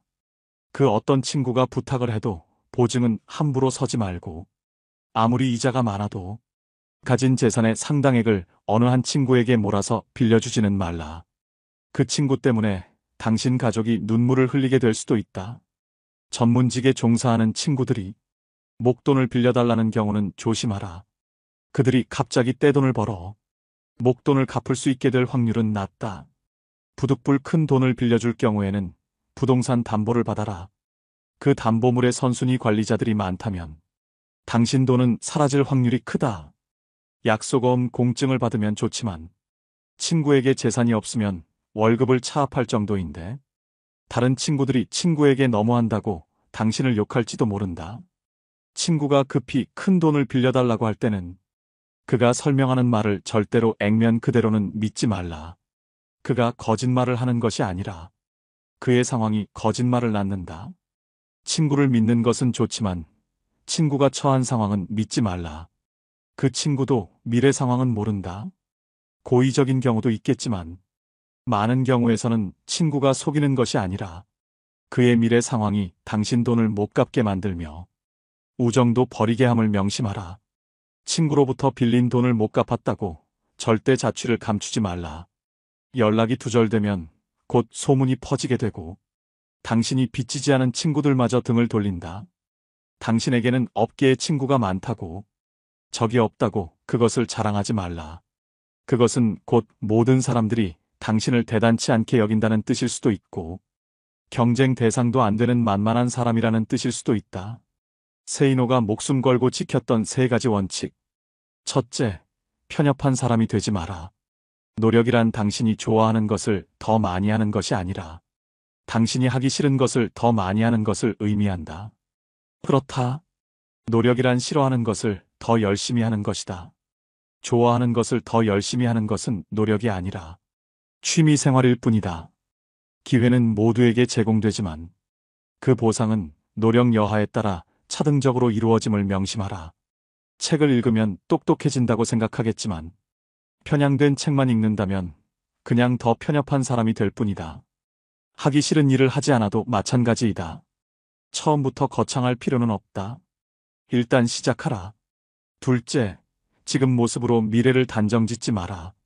지금 상황이 이러하므로 5년 후, 10년 후에도 이러할 것이기에 희망이 없다고 단정짓는 것은 옳지 않다. 점쟁이도 자신의 미래를 모르는데 어떻게 감히 신의 영역의 미래를 스스로 투시하고 미리 계산할 수 있단 말인가? 부자가 되려면 미래방 정식에 지금 처지를 대입하면 절대 안 된다. 내 월급으로는 평생 서울에 집 한 채 못 사겠네. 이렇게 단정 짓지 마라. 부자가 되려면 현재로 미래를 단정 짓는 게 아니라 원하는 미래로 나를 맞춰 나가야 하는 것이다. 그리고 진짜 부자들의 생각과 마음을 배워라. 부자는 돈독이 올라서 부자가 된 사람들이 아니다. 어떤 일을 하든 간에 시간과 노력을 아낌없이 투자하여 다른 사람들보다 경쟁력을 가질 때 부자가 태어나는 것이다. 그들은 그 과정에서 환희를 느끼며 살아온 사람들이며 당신의 생각과는 달리 전혀 불행하지도 않고 도둑놈도 아니다. 노력한 만큼 보상받는 게 세상의 이치이다. 부자가 되려면 돈을 쉽게 얻길 바라는 도둑놈 신보부터 버려야 한다. 셋째, 원인은 자신에게서 찾아라. 실패한 자들의 핑계는 길고 긴 레퍼토리를 이룬다. 명심하라. 성공한 자들은 어떤 일이 잘못되면 그 책임과 원인을 자신에게서 찾는다. 절대 세상 속에서 핑계를 찾지 않는다는 말이다. 지금의 실패를 남 탓으로 돌리는 사람은 다음에도 남에 의해서 똑같은 실패를 겪게 될 것이다. 남 탓을 한다는 건 다른 사람이 나의 인생을 결정한다고 인정한 것이다. 내 인생을 남에게 휘둘리지 마라. 일어난 문제가 나의 책임일 때 그 문제를 해결할 수 있는 것이다. 천재들의 이야기에 주눅들 필요는 없다. 돈을 번다는 것은 다른 보통 사람들과의 게임이지 당신보다 크게 잘난 사람과의 게임이 아니다. 그저 우리는 우리가 속한 분야에서 다른 보통 사람들과 경쟁하여 이기면 되는 것일 뿐이다. 그들이 놀 때 놀지 말고 그들이 잠잘 때 덜 자고 그들이 쓸 때 덜 쓰며 경쟁력을 기르고 목돈을 준비하라. 그 후에 기회를 찾아라. 다들 부자가 되면 좋겠다고 말은 하지만 정말 부자가 되려고 노력하는 사람들은 없다. 내가 어느 직원을 사람 하나는 좋다고 말한다면 그가 일은 지독히 못한다는 뜻이다. 76세 고령의 경영자 호리바 마사오 역시 일 잘하는 사람, 일 못하는 사람에서 적이 없는 사람을 무능의 대명사로 부른다. 예수에게도 적이 무수히 많았다. 승자에게는 적이 많고 패자에게는 친구가 많은 법이다. 어느 나라에서 정치나 경제가 제대로 굴러가지 못한다면 그 이유는 정치인들이 적을 만들지 않으려고 하고 인기와 영합하여 욕을 먹으려 들지 않기 때문이다. 말이 통하지 않을 땐 침묵하라. 말이 통하지 않는 사람이 있음을 인정하라. 살다 보면 여러 가지 갈등으로 인해 마주치기조차 싫은 사람들이 주변에 생기게 마련이다. 이런 경우 서로가 마음을 열고 대화를 해야 한다고 말하지만 아무리 얘기를 나눠도 매듭이 풀리지 않거나 대화 자체가 이루어질 수 없는 경우가 발생한다. 왜 이런 상황이 발생하는 것일까? 인간관계에서 갈등이 생겼을 때 사람들의 반응을 나는 4가지 유형으로 구분한다. 첫째는 갈등이란 있을 수 없다고 생각하는 형이다. 문제 자체를 없었던 것으로 하자고 하면서 좋은 게 좋은 거 아니냐는 식으로 덮어버리려고 한다. 대부분의 문제를 사소하다고 여기고 보다 더 큰 명분, 이를테면 화합, 사랑, 애국 같은 명제 밑에 모이라고 한다. 싸운 학생들을 억지로 악수하게 하는 선생도 이 경우에 속한다. 부모는 자식들 간의 갈등을 주로 이런 식으로 해결하려고 한다. 표면적으로는 갈등을 제거한 듯 보이지만 안에서는 계속 골마간다. 둘째는 문제의 본질과는 상관없는 권위나 지위에 의존하는 형이다. 문제를 일으킨 사람이 윗사람일 경우 주로 나이가 몇 살이냐, 어떻게 대들 수 있느냐는 식으로 말한다. 아랫사람이 잘못을 저질러 윗사람에게 야단을 맞았을 때 어떻게 그렇게 비인간적으로 야단칠 수 있느냐는 식으로 윗사람을 오히려 비난하는 경우 역시 이 부류에 속한다. 여자와 싸우다가 여자가 왜 그래라며 윽박지르는 남자들도 이 부류이다. 셋째는 다른 사람들에게 호소하는 형이다. 이런 사람들은 평상시에는 당사자에게 태연하게 행동하면서도 다른 사람들에게 자기 하소연을 늘어놓는데 오해와 과장 축소나 은폐, 모함이 따른다. 그러나 나중에 무슨 말을 했었는지도 제대로 기억을 못하거나 딱 잡아뗀다. 당사자와 직접 이야기하는 경우는 드물며 오해가 풀어져도 사과하거나 반성하지 않는다. 다중인격적인 면모를 갖고 있으며 가장 멀리해야 할 대상에 속한다. 넷째는 책임을 밝히려고 하는 형이다. 보통 사람들은 입으로 직접 거론하기 힘들어하는 것들도 거침없이 끄집어내어 밝히고자 한다. 연장자들을 당황하게 만들며 상대방에게 서운한 혹은 괘씸함을 안겨주기도 한다. 자기 주관에 따른 이분법적 사고가 강하다.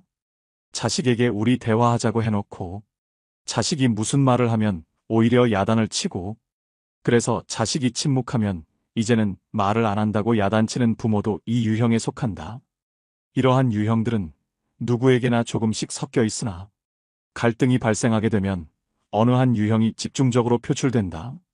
갈등에 대한 유형들이 서로 다를 경우에는 어느 한쪽이 백기를 들어야 화해가 이루어지지만 표면적인 것에 불과하다. 누군가와 갈등이 있다면 자신과 상대방의 논리 유형을 파악하라. 서로 다른 유형이라면 차라리 더 이상 만나지 말거나, 그것이 어려우면 침묵하는 것이 서로를 위해 좋다. 당신에게는 당연한 말이 상대에게는 전혀 그렇지 않기 때문이다. 말이 통하지 않는 사람이 있음을 인정하며 살자는 말이다. 세이노의 성공담. 이생망이라는 단어가 있다. 이번 생은 망했다라는 뜻이다. 정말 그럴까? 노후력은 정말 개소리일까? 중산층 이하의 가정에서의 자녀들이 자신들의 처지를 부잣집 자녀들과 비교하면 그럴 수 있다. 가난한 집 자녀들의 경우에는 더더욱 그럴 수 있다. 그런데 잠깐만. 어느 시대이건 빈민층과 서민층, 부유층은 동시에 존재하여 왔다. 그리고 가난한 자도 부자도 계속 새로 생겨났다. 졸부 흉내내지 말고 먼저 목돈부터 모아라. 그리고 지식을 배양하라. 동아일보 지면에 세이노의 부자 아빠 만들기 칼럼을 연재하고 있는 세이노 씨는 그 자신을 학력도 남다르지 않고 머리도 좋지 않은 아주 평범한 사람이라고 말한다. 그래도 엄청난 부자가 되었다. 그는 돈을 버는데 굳이 똑똑한 사람들과 경쟁할 필요가 없다며 아주 평범한 사람들보다 약간 생각만 달리하면 큰 부자가 될 수 있다고 말한다. 그가 굳이 필명을 고집하고 자신을 드러내지 않는 것은 IMF 사태 직후 언론에 당당하게 외제차를 몰고 다닌다고 말한 이후 온갖 협박 전화를 받고 아이들 학교에서도 문제가 됐기 때문이라며, 사람들의 의식부터 바뀌어야 돈을 벌 수 있고 사회 풍토가 바뀌어야 부자 나라가 될 수 있다고 강조한다. 돈 버는 노하우가 언제 어떻게 해서 보이기 시작했는가? 처음에는 그저 돈만 쫓아다녔다. 사람들을 만나면 그저 내 호주머니를 불려줄 수단으로 생각했다. 그것이 잘못이었다. 나부터도 나를 어떤 수단으로만 보는 장사꾼에게 물건을 살 마음은 생기지 않으니까. 돈을 번다는 것은 다른 사람들의 호주머니 속에 있는 돈이 그 사람의 자발적인 의사로 내 호주머니로 옮겨지는 것이다. 그러기 위해서는 먼저 고객의 불편함을 파악하고 정말로 섬기는 자세가 필요하다. 양반 정신을 버리고 머슴 정신을 가지면 된다. 사람들이 돈을 벌지 못하는 이유는 머슴 정신이 없기 때문이다. 아울러 철저한 신용을 다져나가고 약속을 이행했다. 약속을 지키느라 손해를 본 적이 한두 번이 아니다. 강의용 음향기기 설치 사업을 시작했을 때의 일이다. 사업 시작 첫 해에 수해가 났다. 다른 사람들 같으면 천재지변이므로 책임이 면제된다고 주장하겠지만 나는 무료로 다 수리해 주거나 신품으로 바꾸어 주었다. 몇 천만 원의 손해가 났지만 바로 이 고객들이 모두 나의 영업사원처럼 선전을 해주는 바람에 1년 후에는 수억 원을 벌 수 있었다. 또 품질을 남들보다 10%만 더 좋게 하면 가격은 몇십 % 더 받을 수 있다. 국산 만년필과 몽블랑 만년필을 비교해보라. 품질이 100배 더 좋아서 가격이 100배 더 비싼 것은 아니다. 아울러 경쟁이 치열한 쪽에는 전혀 가지 않았다. 이른바 멋있고 폼나는 분야에는 똑똑한 사람들이 많이 들어와 같이 싸우기 때문에 보통 사람들은 언제나 패자가 되고 만다. 그러나 경쟁이 약한 분야에 가게 되면 그저 나 같은 보통 사람들이 들어오는 경우가 많으므로 그들보다 조금만 노력하면 이길 수 있었다. 평범한 사람들이 부자가 될 수 있는 가장 중요한 방법과 마인드는 무엇인가? 졸부 흉내를 내지 마라. 기름값이 조금만 올라도 허리띠를 졸라매야 하는 상황이라면 기름값이 쌀 때 미리 졸라매며 살아야 한다. 그렇게 목돈을 만들어 놓아야 한다. 전쟁이 났다고 생각하고 철저하게 생존 능력을 배양해라. 결국은 지식을 배양해야 한다. 고민이 있다면 10분 이상 하지 마라. 어떤 고민도 사실상 10분 이상 하지 못한다. 그런데도 많은 사람들이 걱정에 빠져 산다. 오로지 문제 해결 방안만 찾아라. 부자가 되는 것은 천재들이 아니라 바로 다른 보통 사람들과 경쟁하는 것임을 잊지 마라. 미리 겁먹을 필요가 없다. 부자. 내가 지금 욕하는 사람이 미래의 내가 되지 않기 위해 노력했다. 큰 부자들은 사기를 치거나 속이지 않는다. 이는 작은 부자들이나 하는 짓이다. 부자들이 그런 모습으로 비치는 것은 나쁜 놈들만 뉴스에 나오기 때문이다. 반대로 뉴스에 나오는 가난한 자들이 저지르는 범죄를 보면 가난한 자들은 모두 나쁜 놈이라는 말도 성립하게 된다. 언론에 나오는 부자들과 실제 큰 부자들은 다르다. 부자 2세들은 두 가지 유형이 있다. 첫 번째 유형은 그냥 흥청망청 쓰며 물려받은 사업이나 돈을 말아먹는 유형이다. 두 번째 유형은 1세의 재산을 손을 대지 않고 물려받은 만큼 물려주려는 이들이다. 이런 사람들은 근검절약하며 돈을 아껴 쓴다.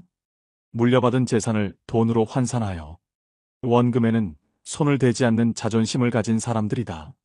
솔직히 부자는 감탄이 줄어들 수 있다. 이제 웬만해서는 감동을 받지 못한다.